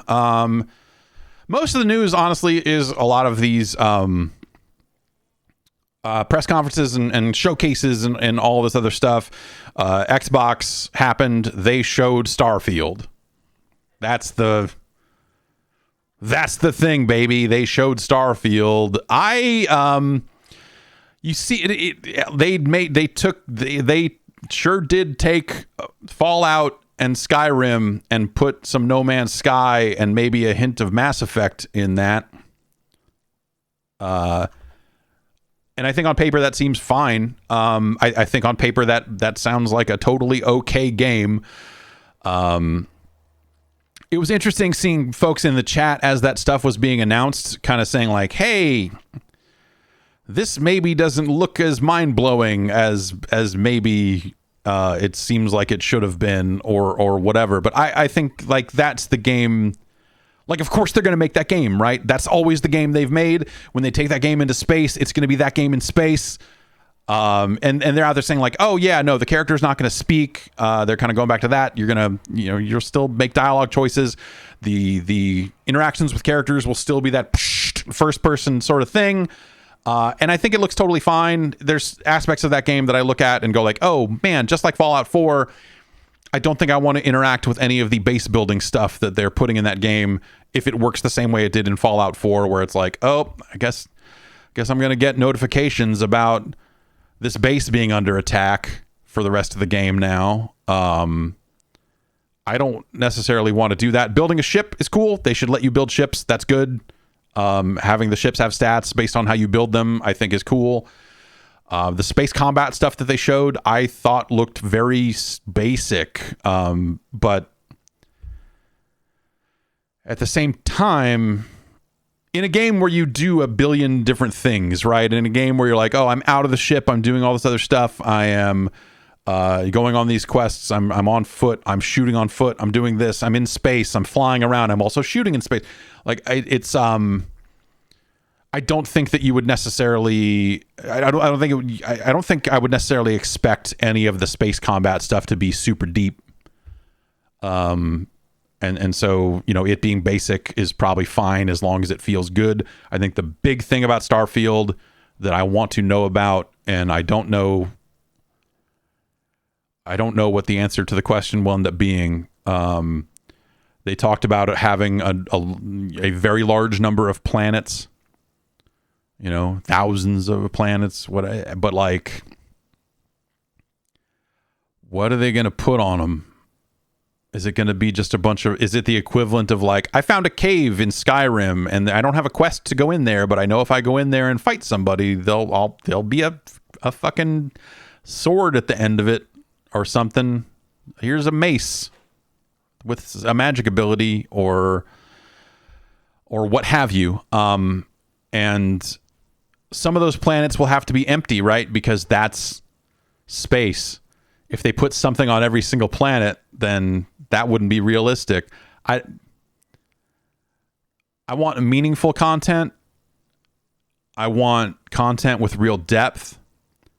And like on paper, the idea of we've got all these planets. Knowing kind of what I think I know about the way that studio makes games and the way that they have handled larger content and procedurally generated content in the past, that doesn't immediately sound like a great thing. That doesn't immediately sound like that's not like when they say we got thousands of planets for you to explore. That doesn't hit me with like, oh shit, yeah, fuck yeah. That's like, oh, okay. How many of these will be good planets? How many of these planets will have good, awesome gameplay on it? How many of these planets will have well-written stories on them? And how many of them will be just me? Because if I want to just explore crazy planets, No Man's Sky is right there. And they already do that quite well in terms of just like exploring for exploration's sake. And so I think ending up in a situation with Starfield where they perhaps are putting a lot of filler into that game, because of course they are, right? I mean, you know, that studio's large, I'm sure, but like not thousands of planets worth of content large. That's the sort of thing that I just look at and go like, okay, like that was something that you ended up with in Mass Effect in some ways, to the point where it's like, oh, well, I can go here and at least I get to listen to the cool mineral mining music here. But I don't need to land on this planet. I don't need to have deeper gameplay on this planet. And yeah, so I don't know. Like that's the thing about Starfield is like the thing that they're chasing, the thing that they are touting about the size and scope, or the size, I guess, of the universe and all that sort of stuff. I just look at and go like, okay, I don't think this is something I am looking for in one of these games. I'm looking for something that is more than Outer Worlds, but less than what they are discussing. But again, you know, hey, maybe the gameplay on each one of those planets will be fucking rad and we'll all be shocked, right? Again, the game's not out. You kind of have to give them a little bit of the benefit of the doubt. But like when you look at that game and think about how easy it is to map a lot of the concepts that they showed onto aspects of Fallout 4 and aspects of their other games, it's very hard to look at the promise of all these planets and come away from it feeling like that's going to make for an awesome video game. But But as long as that core of it is fine, like you don't have to go to those fucking planets, right? I mean, the game is going to lead you around through its main quest and all that sort of stuff. And, they'll re-release it 9,000 times and they'll put it in VR and they'll do this and they'll do that, like they'll do their best to Skyrim it up and release it over and over again. And, as long as the writing and the characters of the kind of the main story beats and, factions and all the other stuff that they've done in the past, if there's a Dark Brotherhood equivalent level of quality to some of those quest lines, then that will be a very playable and potentially very awesome video game. And so I think part of me would rather hear a lot more about that aspect of the game. Like, what are we, we kind of get the kind of big picture of like, what are we doing in this game? And they did show that, but like, again, I think like trying to talk about like the scope of space, look at how crazy it is when you think about how they have done, like, it's not like the other games they've made are small, right? You just don't have a fucking spaceship. They have done plenty of very large, very like wide open world games, but you only see depth in the very specific areas that they have crafted. And the rest of it, sometimes you can have some fun emergent stories around that procedurally generated content. Some of the other stuff you can do, you get up to some shit sometimes that's not necessarily in your quest log, but that's so few and far between that I feel like spreading it across all these planets and like, okay, now I'm going to warp to here and do this. Like, I don't know about that particular. I guess I don't know that that's like a selling point for me. I would much rather hear like, hey, we've made a bunch of really awesome shit and they touched on some of that, but maybe I would have liked to have seen a little bit more in that department.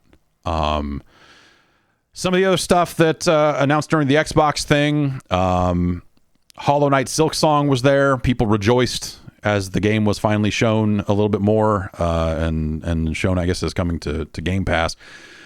This was kind of the re-reveal, the re-emergence of Forza Motorsport, and they showed a tech demo-y sort of thing there, showing time of day changing and how good the water looks, and nice looking crowds and amazing looking cars and all of that sort of stuff that it's the stuff you want from a car game. It's the stuff you want from a driving game. The tires are round as fuck and it looks great. And they tried to talk up a little bit more about damage, which I was a little bit surprising. I don't know how deep they'll go with that. I don't think parts will be flying off of cars or anything like that per se, but what they did show looked pretty nice. Overwatch 2 will be free to play. It'll hit early access in October. They showed that. Diablo 4, they showed that, and they showed off another class there. I'll say this about Diablo Immortal: it sure has made me want Diablo 4 a lot more. And they showed Minecraft Legends, which we talked about last week, in a little bit more in a trailer form. Kind of announced it, confirmed that it is real, all that sort of stuff. And I don't have it in front of me. I have a few more details about that. Maybe we'll talk a little bit about that next week. And Hideo Kojima was there. Mr. Metal Gear. We should just start calling him that.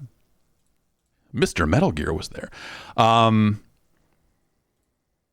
There were no details given, but yes, Johnny Strands was there, showing off that he is doing a deal with Microsoft for a game out of Kojima Productions, and saying like, hey, we're hoping to take advantage of the cloud, which I feel like a lot of the criticism around this is from people not necessarily understanding what the cloud can mean. It doesn't mean that it's going to be a streaming video game. I mean, it probably will be a video game you can stream over the Xbox streaming stuff, but that's not what they're talking about. They're talking about what if they keep some computing power in the cloud to link up players, to link it to do a bigger multiplayer thing, to have more to, like what can they do with that cloud computing off in the background Is it syncing physics across multiple clients the way Crackdown 3 did? I hope it's more than that. But there were no real details given. And so you have to think that he's got at least a pitch in mind about what he would want to do with some computing power off in the cloud, and how that might enable him to make a bigger, crazier game. When I think about what the cloud enables, a lot of people talk about like, you can process AI in the cloud and have more realistic AI. And yeah, there's stuff like that. But I guess I just think about it in terms of just like, this will allow him to, if you think about Death Stranding, as much as I am loath to think about Death Stranding, there's the server end of Death Stranding that is kind of bringing other people's ladders into your world, or, the marks that other players have left on the world sometimes come into your game. And I think that is an interesting mechanic. And I think if you look at that and think about like, okay, what if you took those ideas of other players' ability to influence your world, whether that's you building roads together or, and it's there's a tendency to want to map it onto the abilities you had in Death Stranding. But, this is not just going to be a Death Stranding sequel or anything like that. But like, if you think about what's a next generation Strand game look like? That's kind of how I look at it in terms of like the types of choices Kojima's games tend to make and the things they wanted to do with Death Stranding, and in terms of just like making players feel like they're loosely together. The way Fable had the little balls going around, like all that sort of stuff. But on a grander scale, what can that server infrastructure allow? And how do you make a fun and fair game out of that? I think that's probably how that sort of stuff ends up manifesting. But again, like I don't know anything specific about their plans for this game. So I can really only speculate. But but when they talk about like, hey, we want to do something in the cloud, I definitely saw some people going like, I don't want to have to download stream to play game. And like, that's not what we're talking about here. We are talking about a game that is probably going to be best played in an always online state, but you could say that about Death Stranding, that game is better if you are connected to the internet. And so on and so forth. There's something I found kind of sad,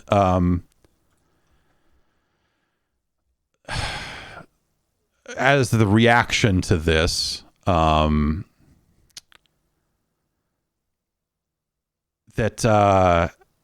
there's a certain element of people that are Kojima Productions had to, maybe didn't have to, but they tweeted and said,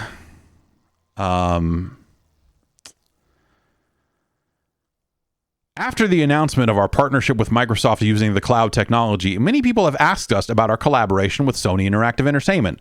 Please be assured that we continue to have a very good partnership with PlayStation, registered trademark, as well. Which was a follow-up tweet on top of another tweet from earlier that day saying, as an independent creative studio, Kojima Productions will continue pursuing work on creations for our fans. We will explore various possibilities with games, movies, and music through platforms that evolve with time and technology. We look forward to your continued support. So they tweeted that, and then had to come back with like, yeah, we have a good relationship with Sony as well, you dumb motherfuckers. Like, the kind of, you could see it coming from a mile away, right? Like, kind of knowing that the Microsoft Kojima thing was imminent, and very likely to be announced here pretty soon. That, of course, there was like a petition, and people were like, Kojima needs to not turn his back on us, the fans that got him where he is today. It's just like, fucking shut the fuck up.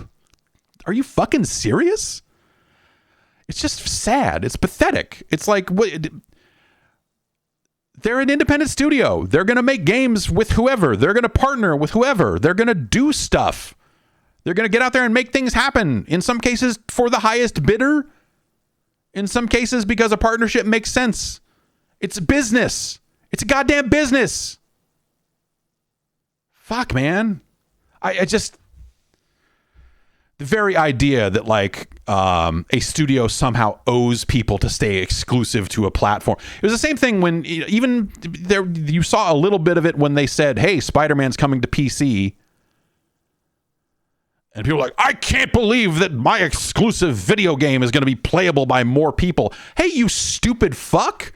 Did you know that if they can make more money on one product, it helps them get budget to make even bigger and better games in the future? If they can sit there and go like, well, we know we'll sell this many games when we debut on PlayStation, and, you know, in a couple of years here, we'll debut it on PC, and we'll get another chunk of money. We think it'll sell about this many.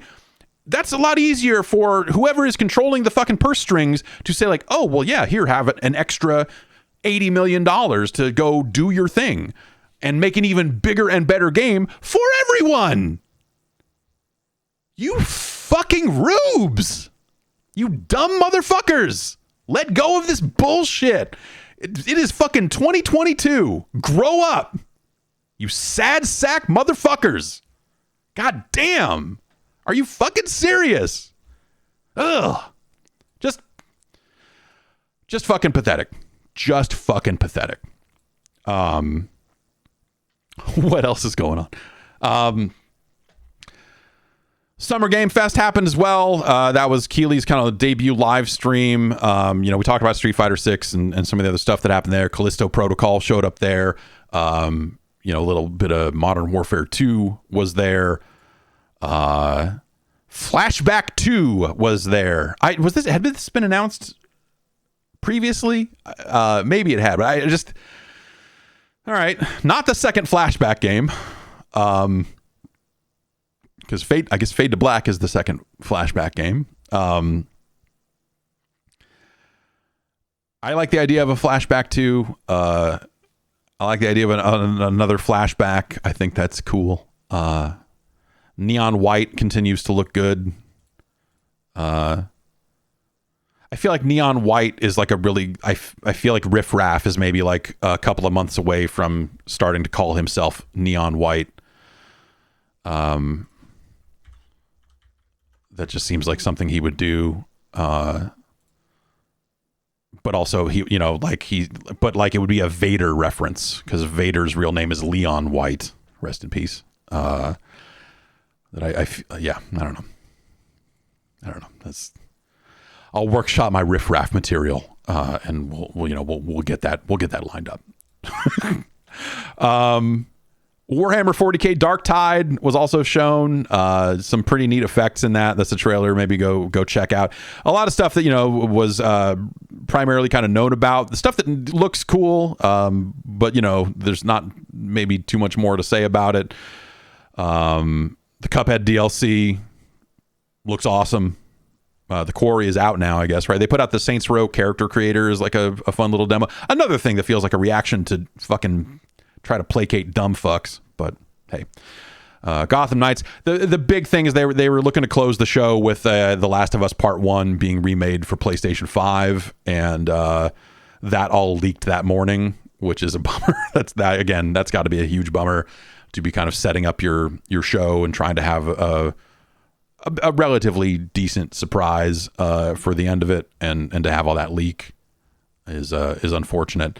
Aliens Dark Descent is a trailer that I think got a lot of criticism, but at least they're not making another kind of Left 4 Dead-ish sort of thing. It's a top-down, more tactical looking thing from the looks of things. I guess I would say a decent showing. Stormgate from Frost Giant Studios was shown there for the first time. That later got shown off at the PC Gaming Show. That's going to be a real-time strategy game from some ex-Blizzard folks. But they really didn't get into too much detail about the game, which I thought was unfortunate. It just felt like a lot of time spent talking about a game, talking around a game, talking about like, we've got big esports plans, and then not not really spending a ton of time talking about the game itself.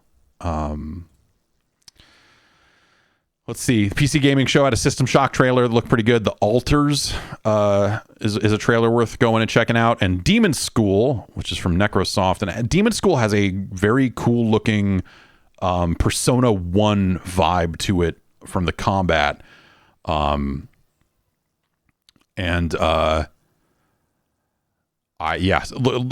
looked very fascinating. I'll say, if you want to like that, those are my kind of trailers out of the PC Gaming Show. I would say maybe you don't necessarily need to watch the full 2-hour PC Gaming Show.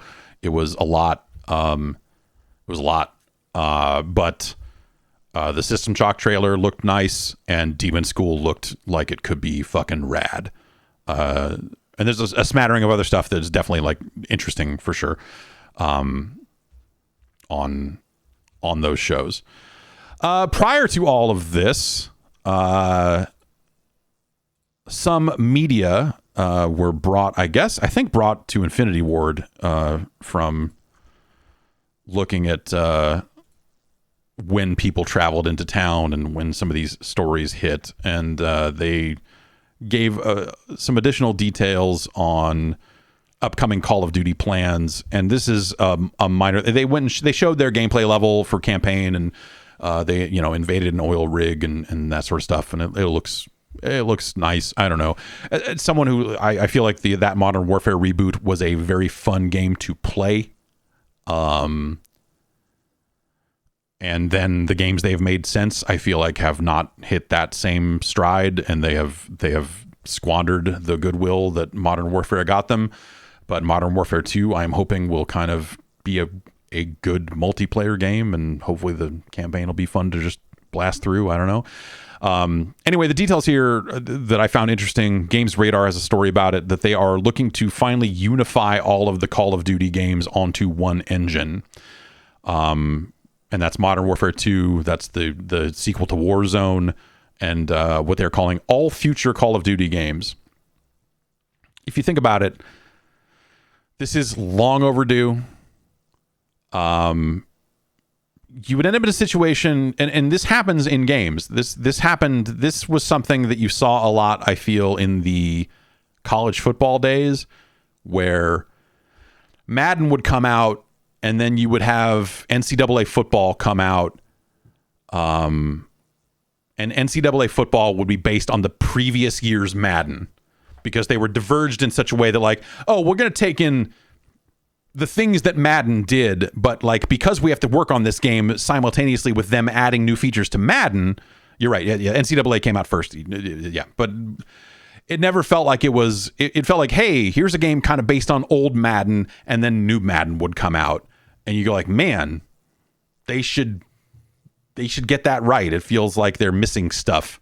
And Call of Duty would be in that same bucket, where you'd go like, oh, this is a Treyarch game, and thus the fire looks really nice. The fire tech here, the way fire spreads, looks really excellent. And then you would get the next game from Infinity Ward, or Sledgehammer, when they kind of got added to that mix for a little bit there.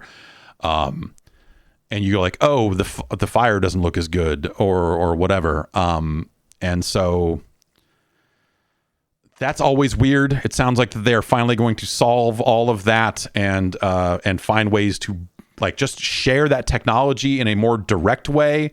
And the thing they're also saying is that they're trying to be very careful about not homogenizing the game. Because if you also think about it, it's been like, okay, what happens when I hold down crouch? Do I do a dolphin dive? Do I just drop to the ground in place? Do I do,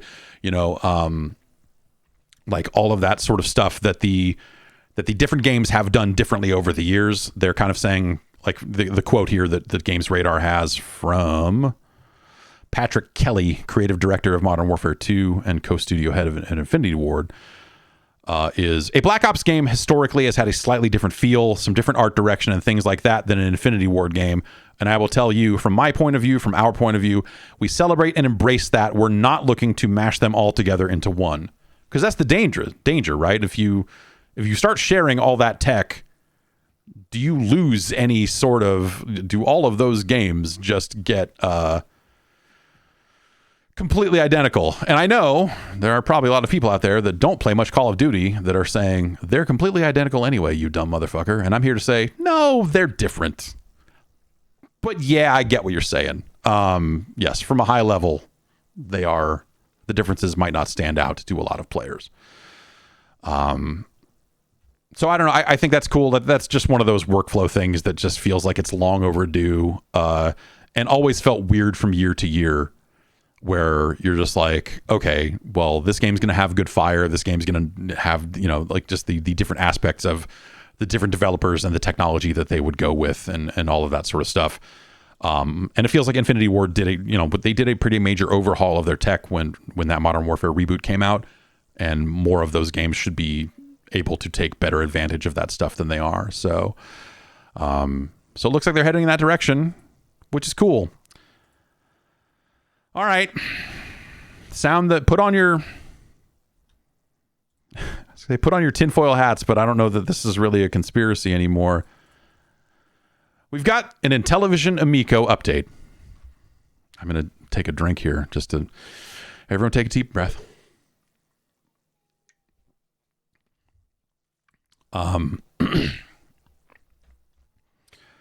There has been an update posted by CEO of Intellivision, Phil Adam.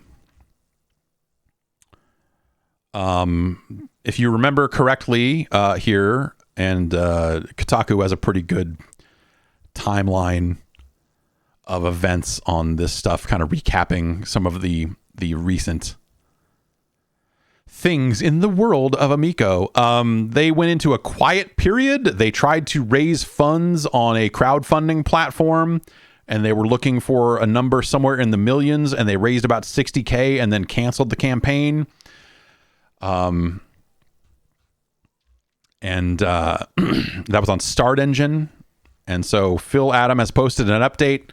This is, I think, the first thing that they have said since entering that quiet period, where they were saying like, oh, we're talking directly to investors and potentially attracting investors and potentially doing this, and we can't talk about what we're doing at this current time. And so I am probably not going to read this whole thing, but he has broken it down into bullet points. And he does say, it's been a while since our last official update. This got posted to Republic, which is one of the crowdfunding platforms they used before. And it was also posted to a Facebook group, and I believe in some cases sent out via email to people who have either signed up for updates or pre-orders or both. And also this comes on the heels of, like, there's a subreddit out there of people watching all of this stuff and watching people's LinkedIn profiles and noticing that a whole lot of people that used to have Intellivision in their LinkedIn profile no longer being there. So feels like it's been a slow drain of people out of there. Okay, so let's see. It says, it's been a while since our last official update. I thank you for your patience. Give you this update on the state of Intellivision and answer some of your questions. And when I took over as CEO, my goal in leadership required some tough decisions to ensure that we launched a quality product. Number one, we pulled down our investment campaign on Start Engine a few weeks after it launched. Without better visibility of our path to profitability, we felt this was the right decision in the short term. I think I might also say that they were not going to raise the amount of money they were looking for here. That's left out of this, but like that campaign was not going well for them. And like the way they were, like people were asking, and granted, people were kind of goading them a little bit, but like the way they reacted to questions and stuff was very much like, well, if you can prove that you've invested in other things, well, like they were like, the Intellivision folks, and granted, they have been somewhat embattled, I guess, but like their response to criticism has been astoundingly poor over this last chunk of time as things have started kind of going off the rails for them a little bit. And granted, I'm sure like working for years on this thing and having it go completely south or starting south or whatever ended up happening, I'm sure that that's going to lead you into some dark places, but it feels like the way that they have handled their public image, especially around the time of Tommy Talrico stepping back from being CEO and pretty much vanishing, all of the stuff about like they're just haters, they're gaming racists, and just all this insane stuff that has been associated with their reaction. They have not handled it well. And not in a way that inspires confidence, I'll say. It wasn't like they were coming off and you're like, oh, it's because they're so confident in their product. It was like, no, this is, you guys are clearly flailing. Step 2, we have dramatically reined in operating costs, which unfortunately required a significant reduction in staff. Our resources are focused on engineering and testing to ensure we have a quality system, as we cannot succeed by producing anything less. So they are still working on the Amico, is what that sounds like. Number 3, we are working with game development partners to license classic Intellivision intellectual property for publication on other platforms. These licensing deals will help fund continued development of Amico. A broader distribution of Intellivision classic IP will also help raise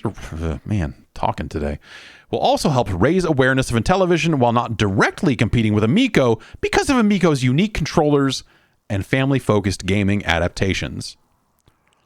Many people in the retro gaming community have embraced us because of our family focus and the fact that all our games are adapted for group play. While Amico's broad catalog will continue to include retro titles, our mission has been and remains cross-generational in-home family entertainment. So, some work on some games was done. I don't know if any of them really made it to the finish line. I don't know if any of those games is technically done. But that they are, they did pay for some games to be developed part of the way, I guess. I don't know the status of, when are we going to see Cornhole on Steam or whatever.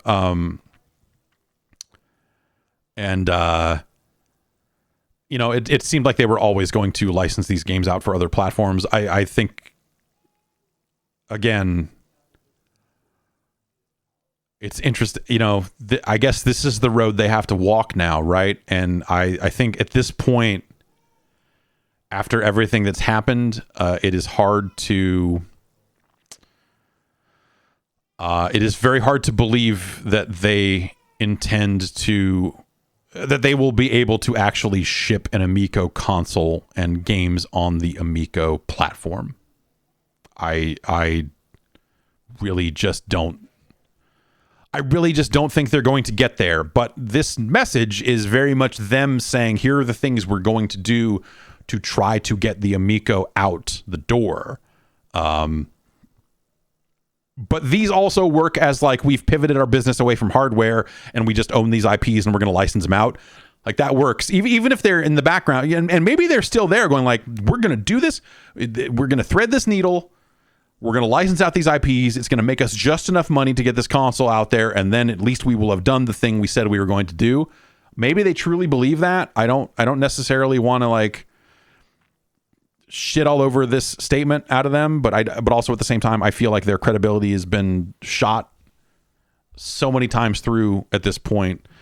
And also just the likelihood of like them doing that at scale and getting a platform out the door in a meaningful way. Like, I don't like what I just don't see that going down. Like, at some point, the better move is just to say, hey, we still believe in these games and we're going to get them out the door. And then we will continue to license this IP out in the future, whether we develop it or otherwise. So that leads us to point 4, which is we have begun a test production run of Amico that includes every aspect of the product, including packaging. This is first and foremost an assessment of our manufacturing approach and the overall quality of the delivered product.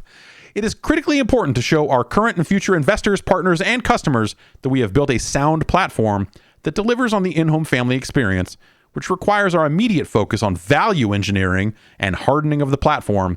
These units should be completed in the next few weeks.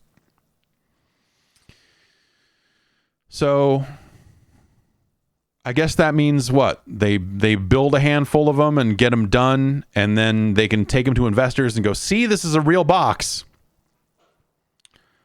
And then what? Value engineering is a really interesting phrase. Like, our investors, I feel like a savvy investor would not necessarily need to see like, oh, you've got you rolled 10 of them off a production line and built them by hand. Wow, okay, now I'm on board. Like, I think that at this point they would probably have to have some kind of real hardware. If they were doing this over the next few weeks, right? They have hardware somewhere that can play these products that they could show for demos and say, if we get this amount of money, we get to here, and we can build these. And so I don't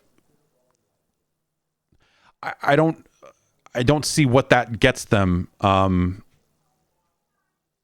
Because it's not, they don't have the money to build a lot of these, which brings us to point 5. We are slowly processing refund requests.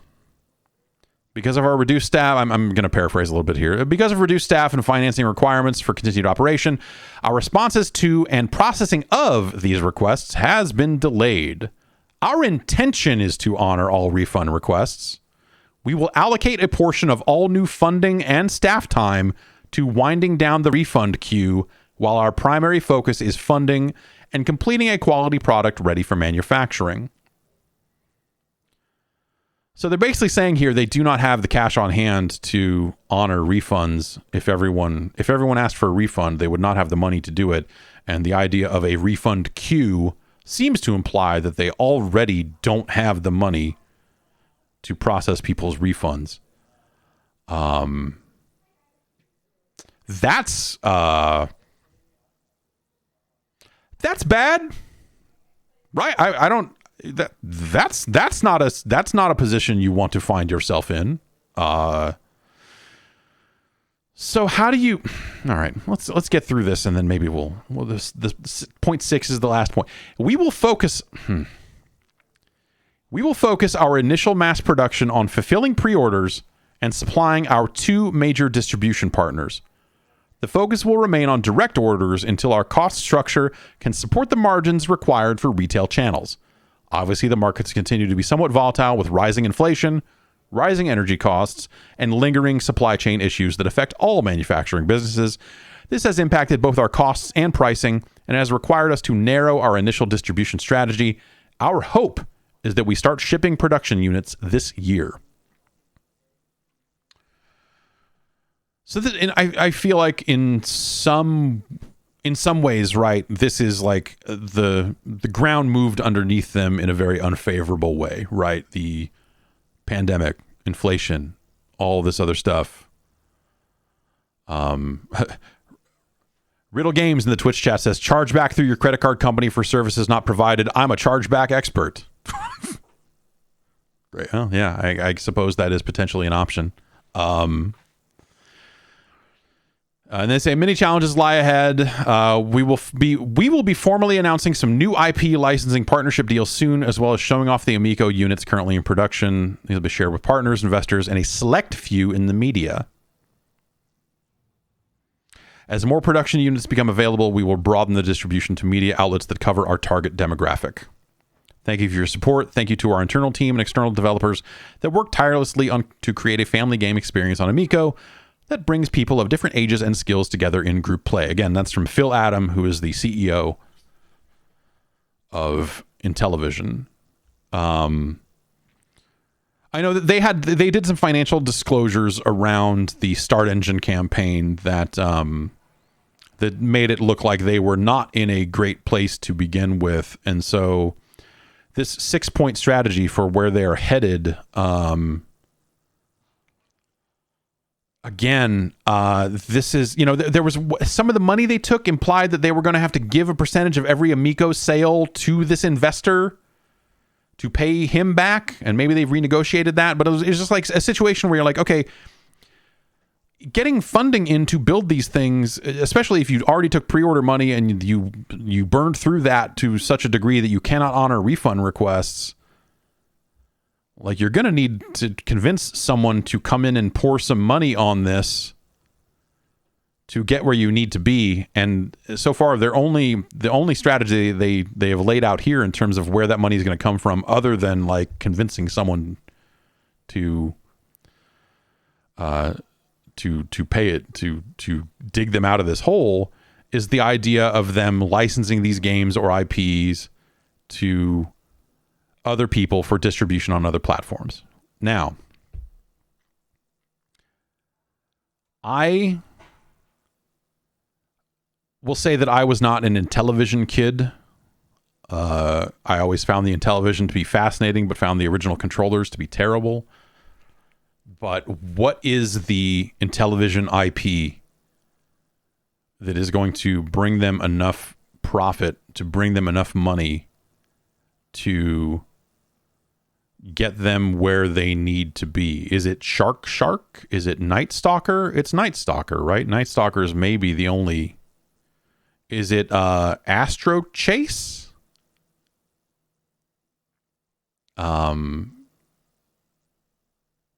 Is it that blackjack game?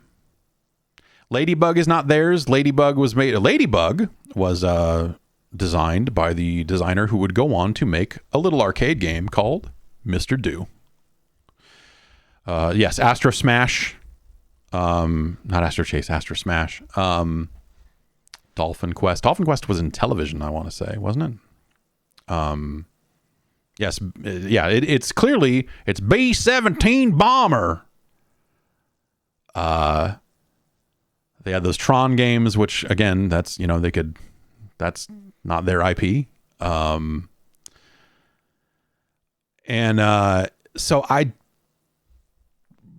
they have some games in various states of completion for the Amico that, you know, they could bring other places. And I think that there's a path for them to make some money off of this and to license out these games. They could also do another classic Intellivision package for Switch or something and say, oh, here's every, you know, Blue Sky Rangers, you know, game released, you know, like the Intellivision Lives collection they did for like PlayStation 1 or whatever it was.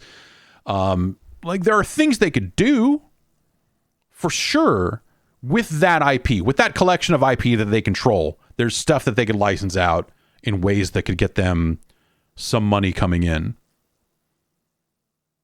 Now, but when you think about building enough hardware to support something resembling a launch, and I don't mean in a PlayStation 5 big gigantic console sort of way, like to even probably to match what the Atari VCS launch looked like, where they were able to get, you know, I bought mine at a Best Buy, but they did do some pre-orders direct and other stuff like that. Like the Atari VCS launch was, you know, very subdued, not very large, you know, some retail locations getting a couple of units.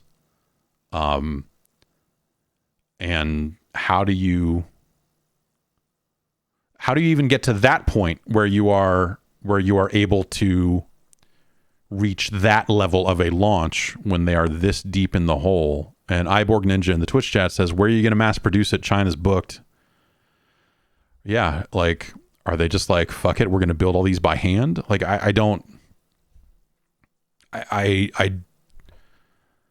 am not there. I don't have internal information. Maybe they do have some answers to these questions, but I will say this seems like an astoundingly tight needle for them to try to thread for what this plan is, what they're stating here. How do they actually make that happen? How do they actually get to this point with where things are today? Because again, they cite, you know, hey, inflation got worse. Like, you know, manufacturing is still really hard. Like there's a bunch of stuff that is going to make it even harder for them to do this. And I simply do not see the Amico making it out the door in any kind of meaningful way. And parts of this plan do not make a lot of sense to me. I don't understand, like, this song and dance they're trying to do to attempt to salvage it. I don't see that happening. And it feels like that their eventual conclusion here is, well, we've got some dev work done on some software. We can clean that up and port it to Switch and to PC and to PlayStation and Xbox, and we can put that stuff out and then we'll see where it goes from there. You know, I I don't see them making this happen. I would love to be wrong, right? It would be fascinating to see this thing somehow make it out the other end, right? The idea of living in a world where the Amico actually, they put it together and it gets out there and you're like, oh, wow, they put this thing out and, it works. Let alone it works well. Like, I don't know. I feel like a lot of the talk about the hardware and the quality of the controllers and, like that stuff's already been picked apart by some of the people who worked on it, and some of the stuff they put out for developers, like some of those resources. And as people kind of pick those apart and go like, this is kind of like an old Android phone in a box that hooks up to a TV. Like it's like sub NVIDIA Shield sort of thing. I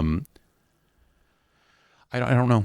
I don't know. It's fascinating that we're still on this ride. It's fascinating that they are still like trying to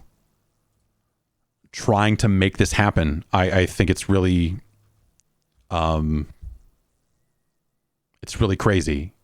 But at the same time, it's very hard for me to believe that the plan that they have laid out here is the actual plan.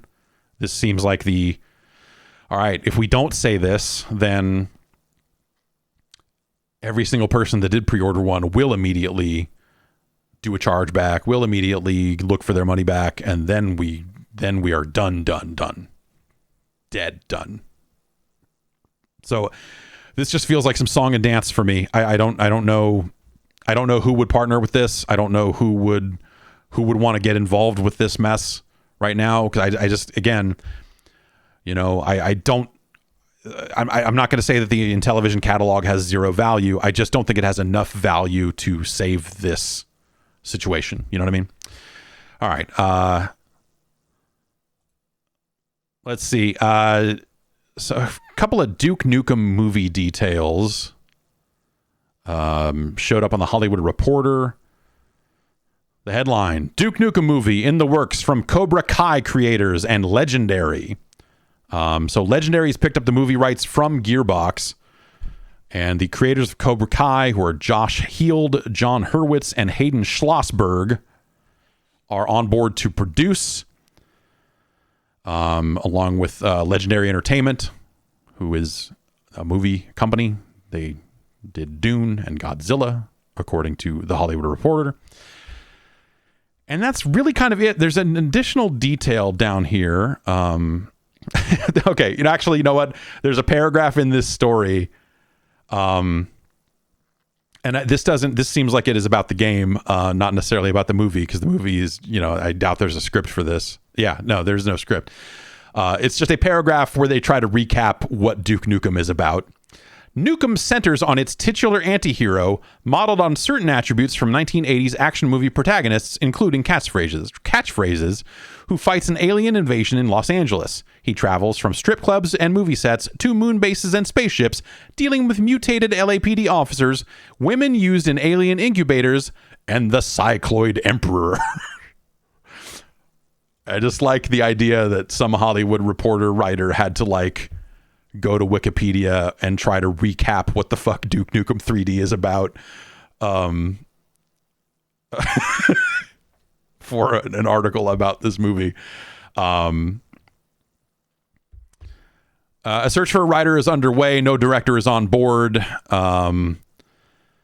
With its over-the-top action movie stylings, it's no surprise that Hollywood has been trying to adapt the game into a feature for quite a while. Various indie producers have attempted to develop Nukem, though none got very far. And then this is a sentence that is interesting, because I feel like I've heard stuff way more recently than this that makes me think that this will still end up being the case by the time all is said and done, but I don't know. It says, Gearbox had a Nukem project in development at Paramount with John Cena attached to star over 4 years ago, but that stalled out. I suspect that by the time all is said and done, this will still end up being John Cena. That is my thought on this, and I will not elaborate at this time. And that this ended, they also go on to say that this ended up leading to Gearbox becoming more deliberate, and of course, Borderlands is still is still happening.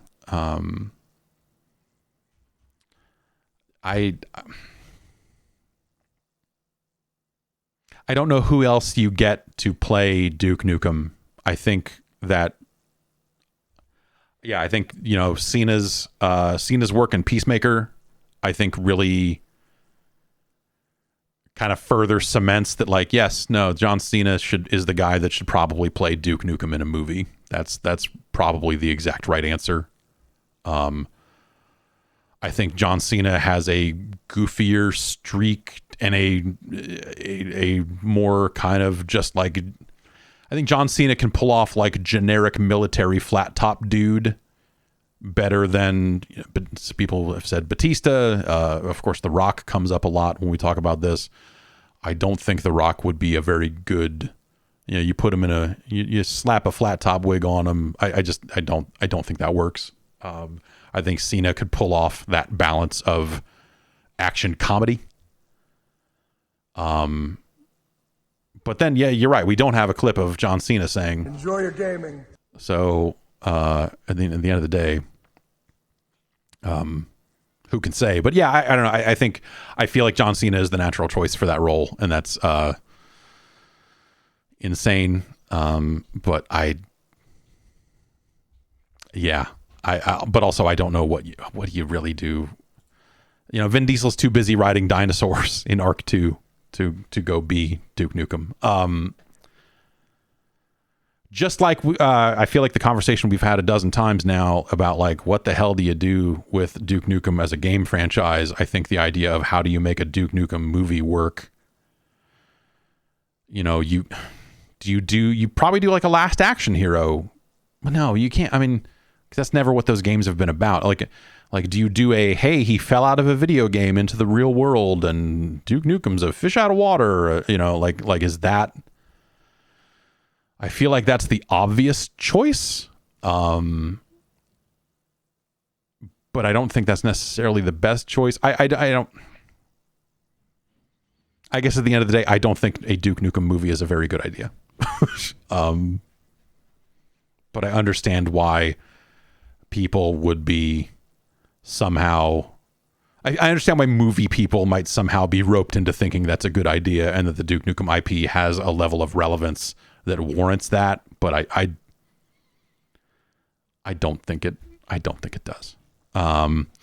Last news story, they're doing vinyl soundtracks for Teenage Mutant Ninja Turtles Shredder's Revenge. They showed a little bit more of this over the weekend, another trailer, playable Casey Jones and some other cool stuff like that. That game looks very neat. And they put out a track there. They have Ghostface Killah and Raekwon on a track.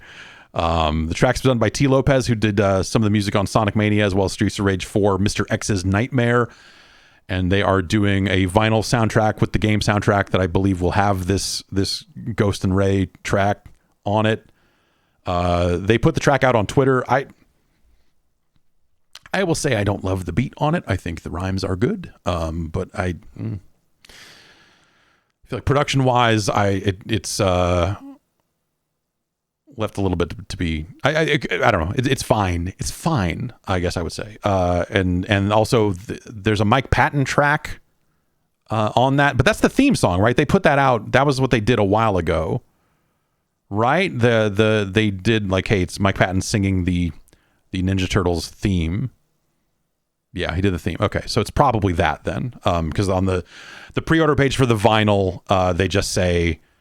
There's a track from Mike Patton on here without saying what it is. And so I assume it's just that, unless they got him to do a second one or something like that. So they're doing vinyl. There's a limited edition version of that. And that game's out incredibly soon, right? That's like over the next 24 or 48 hours that thing's dropping, right? So I'm interested to check that out. I have not. I know that there's been review copies out there. I saw some people saying that they've been playing it. I just,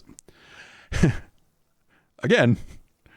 It's been a busy fucking. The last few weeks have been fucking ridiculous. So I'm still digging myself out of a little bit of a hole here. And thank you for joining us here at the program here on the Jeff Gerstmann Show. It's a podcast. It's about video games. Find more of it on the internet in a variety of places. Wherever you look for podcasts, like, I don't know, YouTube or Google Podcasts now. Find out more at patreon.com/Jeff Gerstmann. We in here, I think is what we're supposed to say here. All right. That's it for news.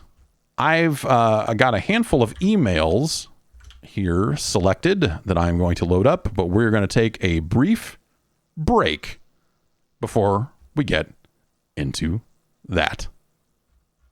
Have a moment.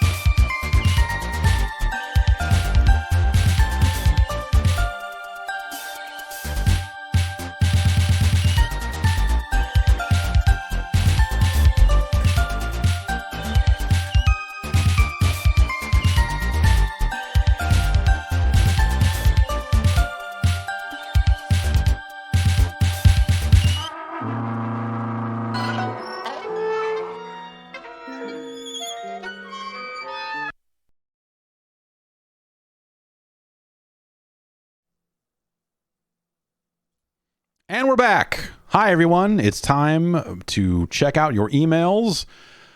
Podcast@guard.bike is the email address. Drop me a note. I'll check it out. Much like Neva did, asking, are you going to do live reviews of the new Arby's burger? That Wagyu beef burger looks pretty good. You should try it. I don't know about live reviews. You know, it's like this is, I'm not going to, I don't think I'm going to make a habit out of eating on camera. I had one. I thought it was not great. I thought it was very average. I thought it was a little gristly. I thought it was kind of whatever. It was like the sort of thing that I'm like, okay, I'm going to try this. And then I don't want to get this ever again. It just kind of was, yeah, I don't know. The meat quality didn't seem like out of this world. The nothing about it seemed like especially remarkable. Yeah, I don't know. Like when I go to Arby's, when I hit up an Arby's, it's because I like if I wanted a burger, there's a billion other places I could go, right? If I want a fast food burger, the quality of the Arby's burger was not anything to write home about. So on account of, yeah, no, it seemed pretty whatever to me, dog. James writes in and asks about new old games. Wondering if you're going to continue with some looks at old games and systems. I've gone down a huge retro rabbit hole lately and realized I could play games made for the MSX in the 2020s. Any chance you'd be interested in checking out stuff like that? Plenty of the old 8-bit machines still have active development scenes. Yeah, I mean, yes. Are we going to look at old platforms and games running on them through, say, the Mister or other kind of emulation focused routes? 1,000%. We will probably do that on Friday. We will probably be out here on Friday streaming some old ass video games and having a good ass time with them. But yeah, no, there's been a lot of weird new development that happens every year for some of these systems. Yeah, there's definitely some MSX stuff for the last couple of years. There's a port of Super Mario Brothers to the Commodore 64. That is like surprisingly good, like shockingly so, to the point where Nintendo tried to make it vanish off the internet. It's really neat. So yeah, I don't know, maybe we'll take a look at something like that. The kind of new old game thing, I know that's been happening and there's been some stuff like that. I guess I'm not like super up on everything that's happening. Is it better than Great Gianna Sisters? It is. It plays much better than Great Gianna Sisters. The weird ripoff of Super Mario Brothers for the Commodore 64. I think it plays much closer to genuine Super Mario Brothers. Like it's recognizable as that game in a way that Great Gianna Sisters is like, yeah, you're in wide swaths you've recreated this game, but it doesn't play quite right. And yeah, it's a pretty mind-blowing port of the game, all things considered. Not perfect, it's not, but it's very cool. But yeah, I have not had a ton of time over the past few weeks here to mess around with the Mister. I know it plays Game & Watch games now. The Watara Supervision is now supported. And that's kind of cool. Also, of course, we didn't really talk about it in the news because I have not had a ton of time to look at it. But of course, the PlayStation Plus update hit with the multiple tiers of service and all that sort of stuff. I played some Tekken 2. It feels bad. I feel like some moves are just not coming out the way they should, and others work just fine. There's something about the way that game controls that feels very off to me. I don't understand why. But they did at least fix the problem where they are not shipping PAL versions here. They have delivered the proper NTSC releases, so they at least fixed that. That said, I tried to I can't download Siphon Filter. Every time I try to add it, I tried on the website, I tried on console, it was like, there's a problem. You can't do this. I'm like, oh, okay. Well, I don't know. Maybe that's fixed today. It was not working at all as of last night. I could not download Siphon Filter. John, you had the same Siphon Filter problem? Okay, some people on my friends list have played Siphon Filter, so there's someone is getting it somehow. I don't know. Some of those games have trophies. I got an Ape Escape trophy. What's wrong with PAL, you ask? Oh, buddy. PAL games run at 50 hertz, which is 25 frames per second for a lot of these games, and so the games often just run slower than they were originally intended. And it's not good. It's not the way. It is not the way the game was meant to be played. Fear My Flop in the Discord saying you had no issue downloading it. Siphon Filter. Okay, well, we'll try again today and see if it's hopefully it's fixed. That'd be nice. That'd be nice. But yes, yeah. Well, Friday maybe we'll kick it with some old games. And then, maybe another day this week we'll get into some of that PlayStation stuff and check some of that stuff out. I have not dove deep into that catalog, and I haven't tried much of the streaming offering for PlayStation 3 games. I assume it's similar to PlayStation Now, but, hopefully it's better than that. Hopefully it's better than that. But yeah. Let's see here. Nick from Alameda writes in and says, I'm starting to wonder when I legally can and should introduce my 2-year-old to video games. And do I force him down a chronological progression similar to my own, going from NES to SNES to Sega to PlayStation 1, etc.? He got his hands on my Playdate and was fascinated, though unsure how to interact with it. He's also launched Mario Kart on the Switch once, thanks to the option to unlock it by hitting any button 3 times in a row when I was not looking. Can you talk about how you plan to introduce your kids to the wonderful world of video games? My daughter is just about 3, and she has shown some interest in holding the controller. But yeah, so I set her up. So I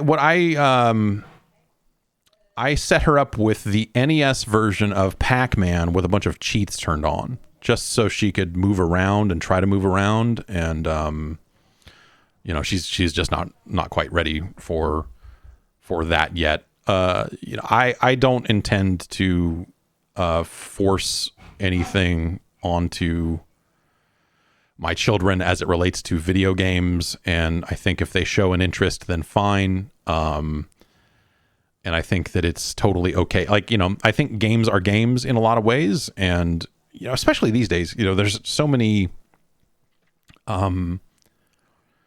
new games coming out that look like old games in a lot of ways, right? There's such a variety of graphical looks and styles and stuff with kind of new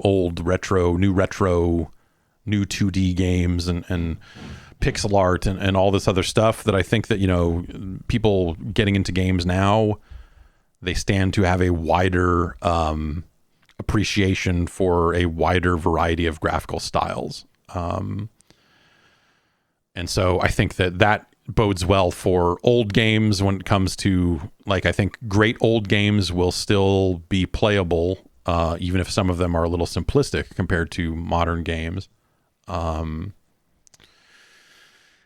But yeah, this whole parental thing of just I can't wait to show my kids Star Wars because I love Star Wars and that sort of thing. I've always felt a little icky about, and that goes back to before I had kids. And now that I have kids, I'm like, I don't think I want to formulate a plan for how I reveal video games to the kids.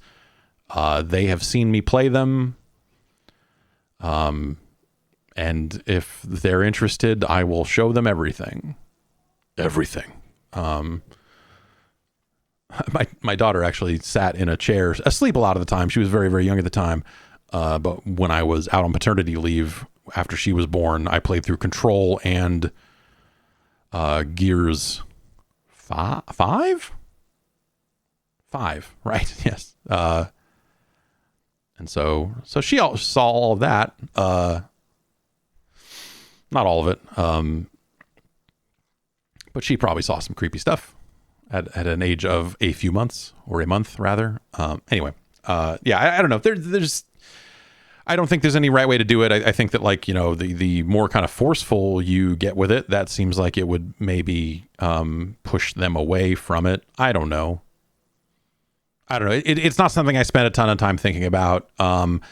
Other than if she catches me playing a game, sometimes she'll just want to grab the controller and do something with it. And so, I'm trying to find things that will be interactive, that she can understand that she is controlling the thing on screen, And that's really about it. That's why I went with Pac-Man, because it felt like it was very easy to understand. And she just kept saying, "Where's Pac-Man? Where's Pac-Man?" I go, "He's down in the corner. You need to make him go up and eat the dots." And she'd be like, "Eat the dots." And then she wouldn't really get out of the corner super well, but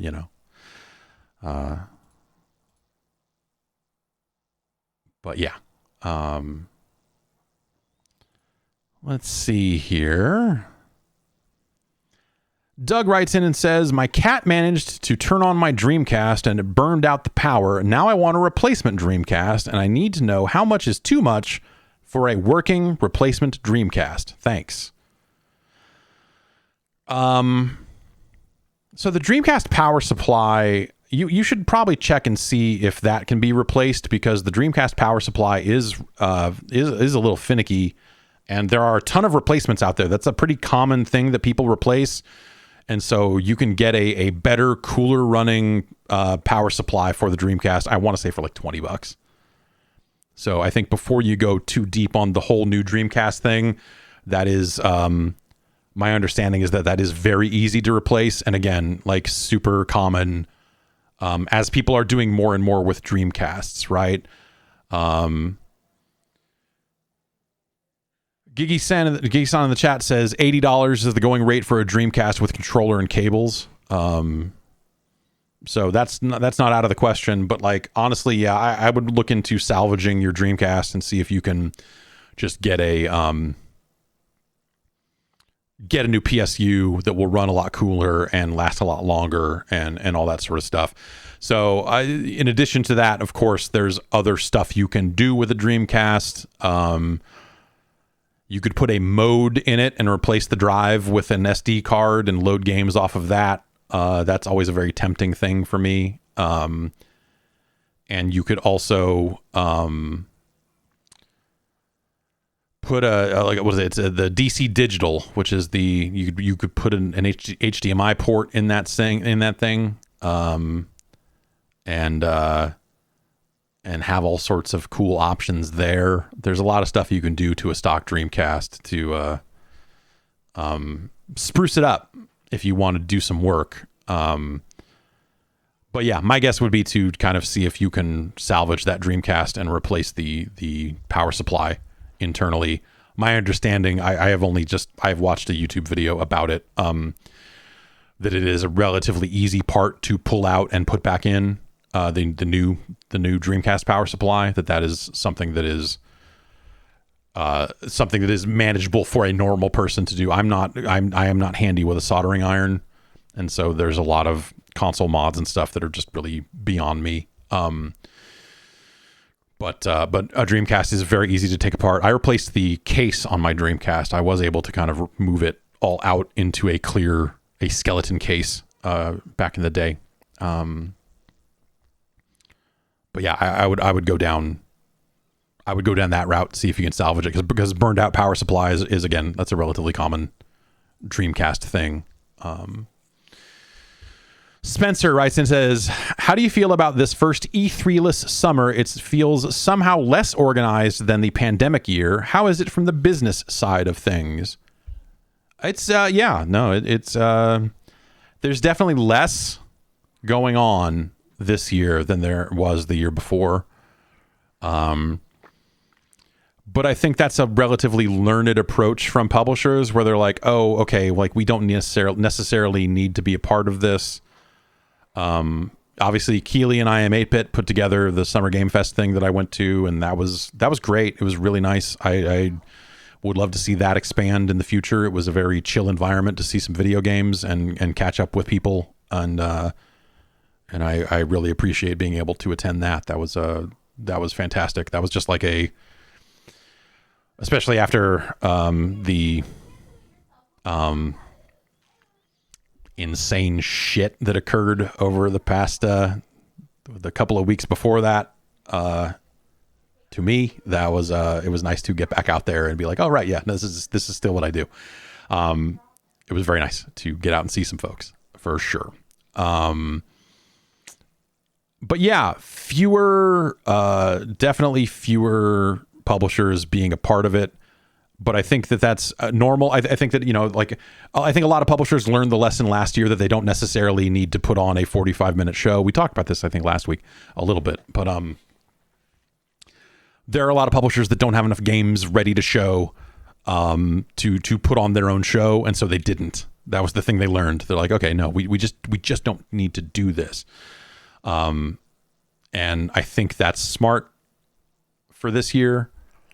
You saw some games show up in Keighley's show. I also think that we're also in this weird, we've been saying it about the past couple of years, and I think it continues to be true that, the games getting delayed, the pandemic, the impact that's had on game development and how much harder that's made games to develop and get done on a timely scale, and everything that's had to change about the way games are made. We are feeling that even stronger this year in some ways than we did in years past. And I think that's why you saw the Microsoft show focus on, here are games that are going to be out in the next 12 months. It's because last year they went ahead and announced a ton of stuff that was not going to be ready soon. And so did Ubisoft. And so did, some of these other publishers just got out there and announced a ton of stuff. And now, who knows when that stuff's going to be done, because the previous slate of stuff all got delayed.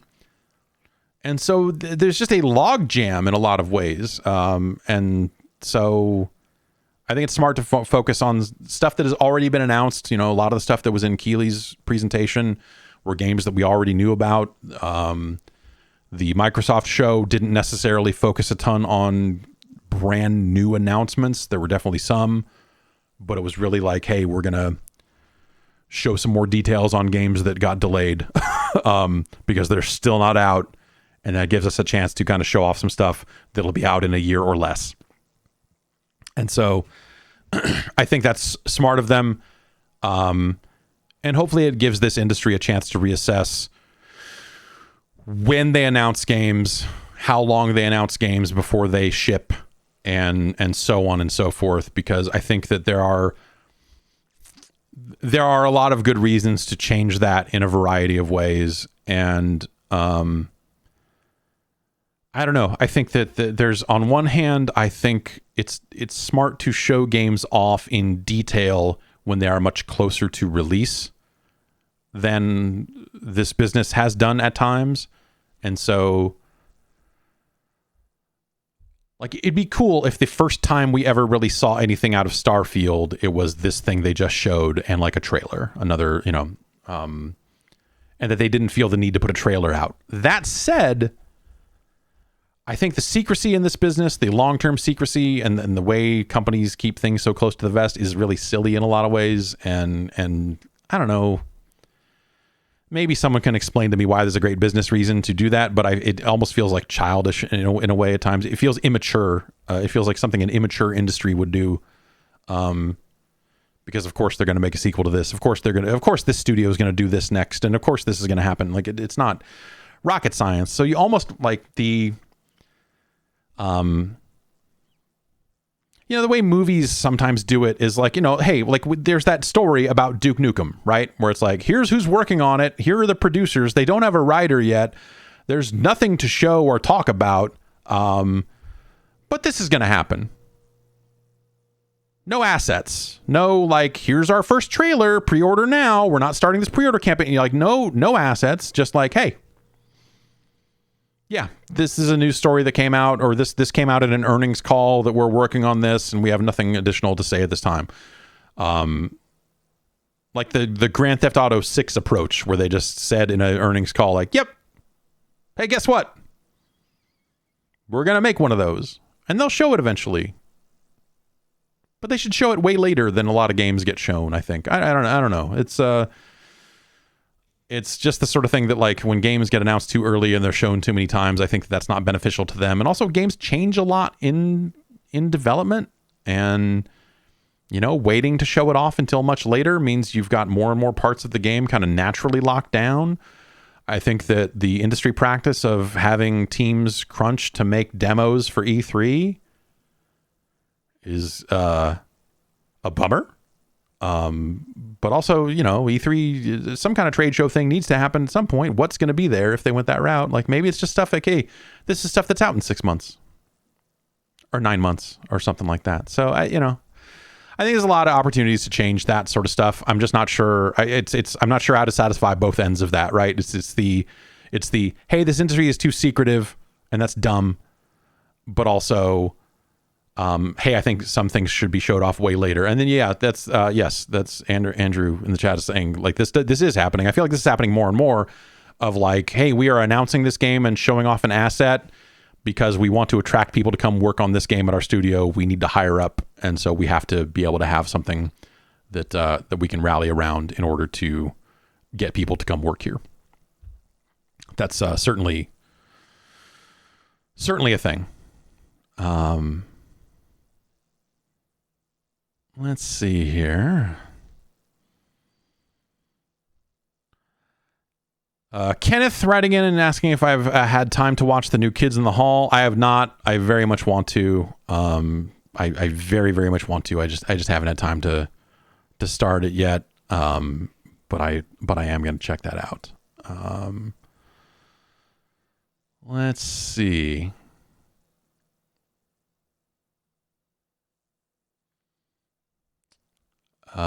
Leo writes in and says, wanted to know if you're going to be looking at esports more in the future, games like Valorant, League of Legends, Counter-Strike Go, and Street Fighter.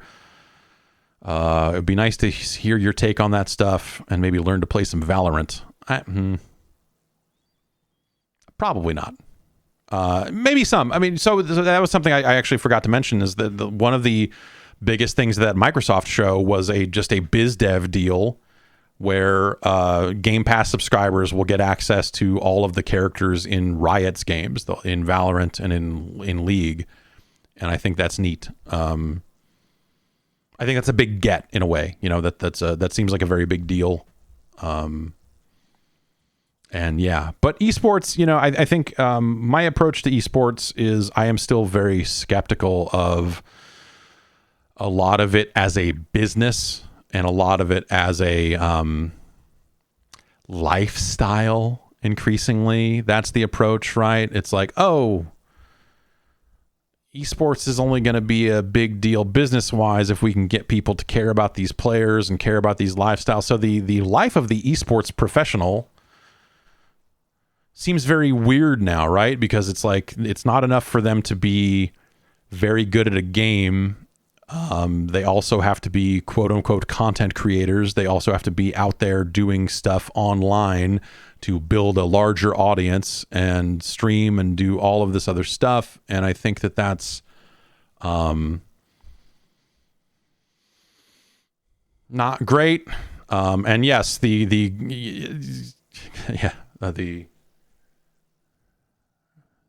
Kervixen, CR Vixen says, got to do them crypto rug pulls in between events. Like the esports vibe to me is very in line with the crypto bro vibe. And it kind of always has been before there was a crypto bro vibe. I think a lot of the suits, a lot of the money people in esports going back 20 years and then some have oftentimes seemed like hucksters, like scam artists, and like they are exploiting players. And I don't follow any of this stuff closely enough to necessarily know if that is still the case. You'd like to think that the people that are being brought through these, I mean, they seem like content farms just as much as they seem like esports organizations, because they've got to be this lifestyle. They've got to sell the naming rights to the place, to their office. You know, it's like they're trying to build it up in this way that feels like it's bigger than it needs to be, but also it feels like they are desperately looking for money. It feels like they're desperately trying to find where the money is coming from, because prize purses from the events themselves, especially in a world where the publishers are going to try to control the esports themselves as much as possible with stuff like Overwatch League, instead of like, MLG runs this Overwatch thing. It's like, no, there's Overwatch League and it's run by Activision. And, you know, all the esports stuff, or a lot of the esports stuff kind of coming in-house at all these publishers is, you know, less opportunity for some of these other companies to put on their own events and get sponsored and have it matter to the greater sport around the game, I guess. I don't know. That's kind of my take on it, but it's something that I don't necessarily follow super closely. It's just like, I've watched that from the days when it was a straight up pure scam, and watched a lot of players kind of come in and really, really get taken advantage of. And I hope it is better, but I suspect it is not. And yeah, I don't know. It just feels like it feels like a machine that is out there to chew up kids and spit them out the other end when there are newer kids that can be the new influencers. It feels like it does not feel good to me when I look at it. But again, like I don't like follow it innately super closely, all that sort of stuff. So, you know, hopefully there are some orgs that are out there doing it better. It's been weird to see like football and basketball teams try to get in on the act and be like, we've got a Valorant team. It's like, what? Okay. Weird. But at the end of the day, it feels like instead of the goal being we're going to be really good at these games and that's what gets us to the money and what gets us to the fame, what gets us to all of that sort of stuff. It feels like the pipeline has instead become like, oh, we need to be good at the games because that's good for the brand. And then we can use that to try to sell merchandise. And then also when the brand is big, that means the people associated with the brand can become bigger streamers. And the real money is in this influencer racket. And we can instead do our energy drink sales and all this other stuff. So, you know, it doesn't necessarily feel like, it does not feel like the games and being great at the games and winning tournaments in the games is necessarily what esports is all about anymore to me. It ain't pure like it used. The scam ain't pure like it used to be. Yeah, I don't know. It's yeah, I don't know. We'll see where it all goes, right? But it just, I don't know. It doesn't, it has never looked great to me. Let's see here. Let's try to find a couple more of these. Josh in Burbank wrote in and made me feel bad. Said, at E3 2015, I was in line to play Star Wars Battlefront, and the staff brought you to the front of the line to play it because you had another appointment. I'm sure this has been weighing heavily on you in light of recent news, so I want to say, I forgive you. Best of luck in your new endeavors. Yeah, nothing like getting new endeavored, I say. Future endeavored.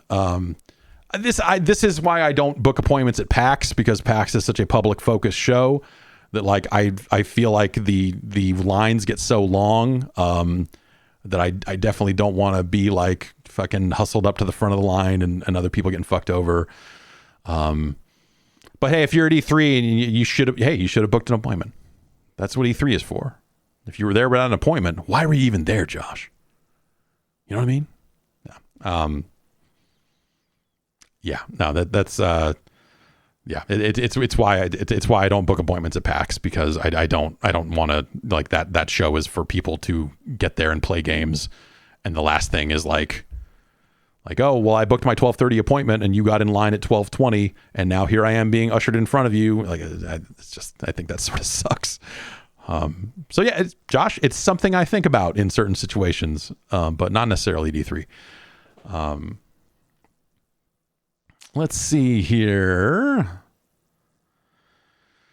Ben in Melbourne writes in and says, what was the best Quake mod of all time? Mine is CCTF for Quake 3. Can't get enough of an offhand grapple. By the way, there's a Quest 2 port of Quake 3 on SideQuest that plays amazingly well. It's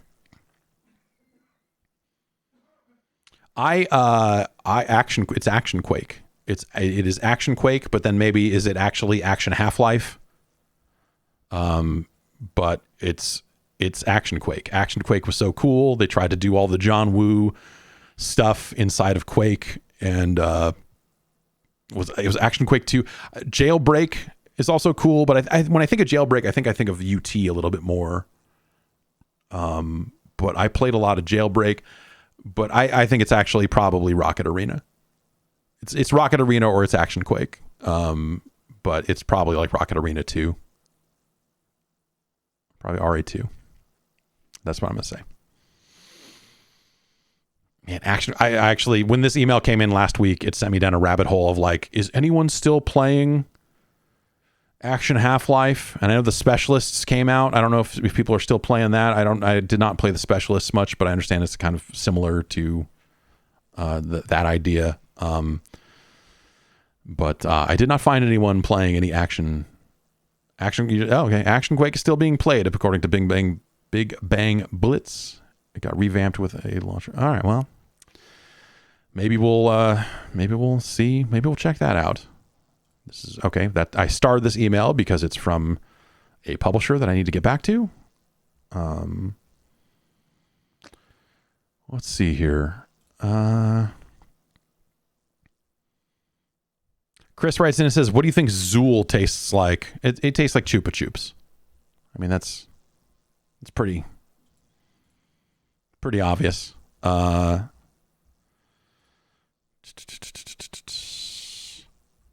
Let's see if we can find one more here.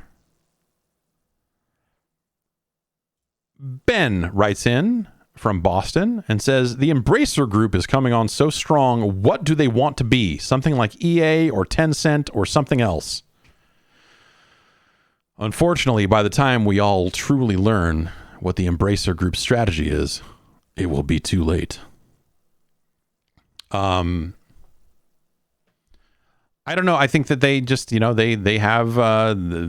raised some funds, they got some money and decided to start embracing various parts of the industry.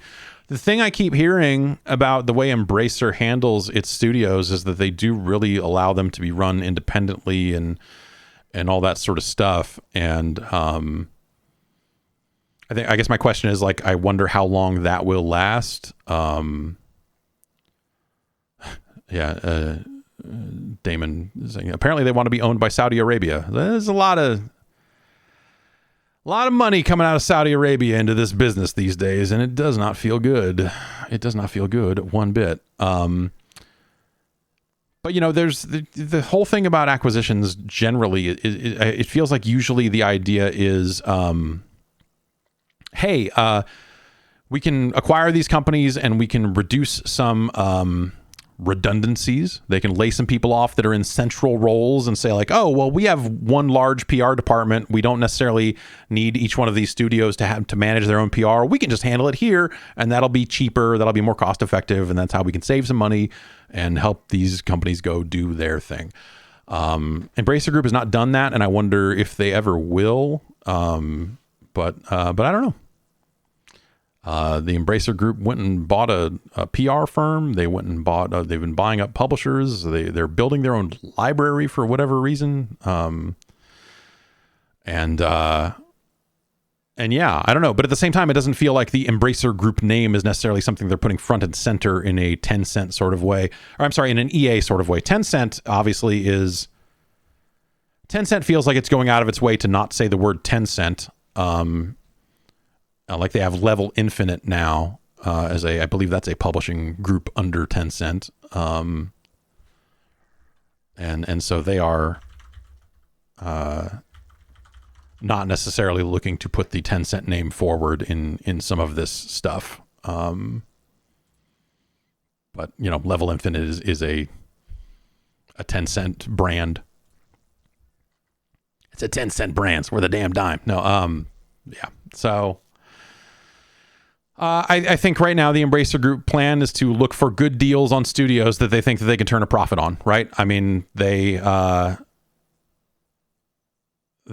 found themselves with a whole lot of money through through some various funds and stuff like that. Like investment in that group happened, and they are out there spending it as intelligently as they probably can, I guess they would say. And buying up various studios and kind of building this sort of stuff. So They've acquired an interesting roster of companies. It's a weird group that doesn't always fit together in a clean way. You look at the list of companies that Embracer owns, and it's hard sometimes to get a sense of like, all right, what are you doing? You got the THQ brand. You got Saber Interactive, which, you know, Saber Interactive is trying to do more. I feel like Saber hasn't always had the best rep for putting out quality products. But, you know, they're trying to do some bigger stuff. You know, they have Gearbox now. And so, you know, my understanding is that Randy Pitchford has elevated a little bit above Gearbox, the game studio, and is kind of overseeing the movie stuff, like kind of the larger kind of Gearbox concept in a higher level way. And he's on his way, I think, to becoming the world's most influential magician, right? I mean, if he's not there yet, buying the Magic Castle along with the profile he already maintained in the magician community. Is Randy Pitchford the world's most influential magician? That's a question. Probably, right? I mean, probably. I mean, by owning the Magic Castle, that gets him there. You know, it's like he, you know, like, yes. I mean, I'm not saying the world's most famous. Like, obviously, yes, Penn Jillette is out there and has a level of fame. Sure, a Chris Angel, yes.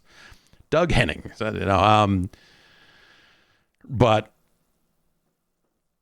does Randy Pitchford hold an extreme level of influence over the magician community by acquiring the Magic Castle? I would assume so. I'm not saying that's a good or a bad thing. I just like, that's a weird sentence. The world's most influential magician, right? That's probably him. Spoken by someone who knows jack fuck about magicians and is fine. I don't necessarily want to know much more. So, hey, that's the Embracer group. Influential magicians of video games, I guess. And that's going to do it for us here at the Jeff Gerstmann Show. From me, Jeff Gerstmann of Video Games. Hello. I hope everyone is having a tremendous Tuesday. It is 9 a.m. and we started at 6 a.m. And I'm going to have a long day. There's people here walking in and out. I've heard cutting noises. I don't know if any of that's come through on the microphone, but they are doing repair work here today, which is why we had to start so early. In my head, I said to myself, like, oh, yeah, I'm going to, maybe we'll start the podcast at 10 a.m. Maybe that's the right time to start a podcast for, you know, when my wife takes kids out on a walk. There's just a lot of reasons why a 9 or 10 a.m. probably makes some sense. All that sort of stuff. But, you know, then we had, you know, we did a little 6 a.m. here because of the repair work going on. I don't think, it sounds like they didn't have to, I was worried they were going to have to turn off the power. So that was the big reason why I wanted to start early, was like, if they have to come in and shut down all the power, then this would have only been a 2-hour show. So, yeah, we got there and the power is still on. What else? Trying to think, like, what housekeeping sort of business is there? We will stream on Friday. I'll probably play some games on a Mister. We'll do some old games. Friday will probably be the designated hang session kind of day. We'll play some old games sometimes. Maybe I'll head out in the garage because I got to move some stuff around. You know, there's all sorts of possibilities. Do we start a monthly wrestling show? Do we start talking about wrestling once a month? Do we start doing wrestling once a week? I don't know. Do we do a laid back question answering session? Do we do? Yeah, I've got a list of things that can fit in that Friday slot. But honestly, what I want to do this Friday is fire up the Mister and show you some half broken Saturn games, because you can play Saturn games on a Mister now. The core is not done. The core is not finished. It needs some work, but it is coming along, and being developed by a gentleman who has been in Ukraine, which is a scary situation. But he was able to get some of his work published and out there. And so, of course, the PlayStation 1 core, that's maybe we'll do some of that. I don't know if those are going to be favorable comparisons, but the Mister runs PlayStation 1 games quite well. And now the PlayStation 5 can run PlayStation 1 games. Which device do you think will run them better? I have a guess. So yeah, we'll definitely be back Friday. I have to work out some stuff with some appointments. The next couple of weeks are crazy with appointments. We're all seeing the doctor. We're all going to the dentist. We're all doing some, insurance focused work over here to go get some stuff checked out. Of course, my daughter smashed her face. She's looking good. All that stuff fixed up quite well. She has to go back to the dentist pretty soon here. Just some other, I think my son is due back for some shots. He might be done with his shots. Anyway, a lot of different appointments and stuff coming up over the next week or so. So it's just like, I'm trying to lock in a good firm schedule for when you can expect to see me live. The goal is to just have like, hey, you will see me it'll probably be like Tuesdays, Wednesdays, Fridays is when I'll probably be out here doing some business. We'll figure out times and stuff like that. And I will let people know as soon as possible. I'll post that in a text post on Patreon that anyone will be able to look at, whether you're a Patreon playa or not. And of course, if you are, you're on the Discord, and I've been using the events tab over there. I've also been trying to use the schedule feature on Twitch to say when a stream is coming up. So, and of course, I'm on Twitter tweeting about what the fuck I'm doing next as well. So I'm just trying to figure out what are some quick ways I can let people know what I'm doing until we get that codified in a central location of here's the place to go to know what I'm doing. I'm just trying to post it in a handful of different places. So yes, you'll see me Friday, depending on the appointment schedule and stuff like that. I'm hoping to do something either Wednesday or Thursday. But that is a little up in the air right now. I will let you know as soon as I know. So thanks everybody for watching. We'll also be back next Tuesday at a time to be determined for the next episode of The Jeff Gerstmann Show.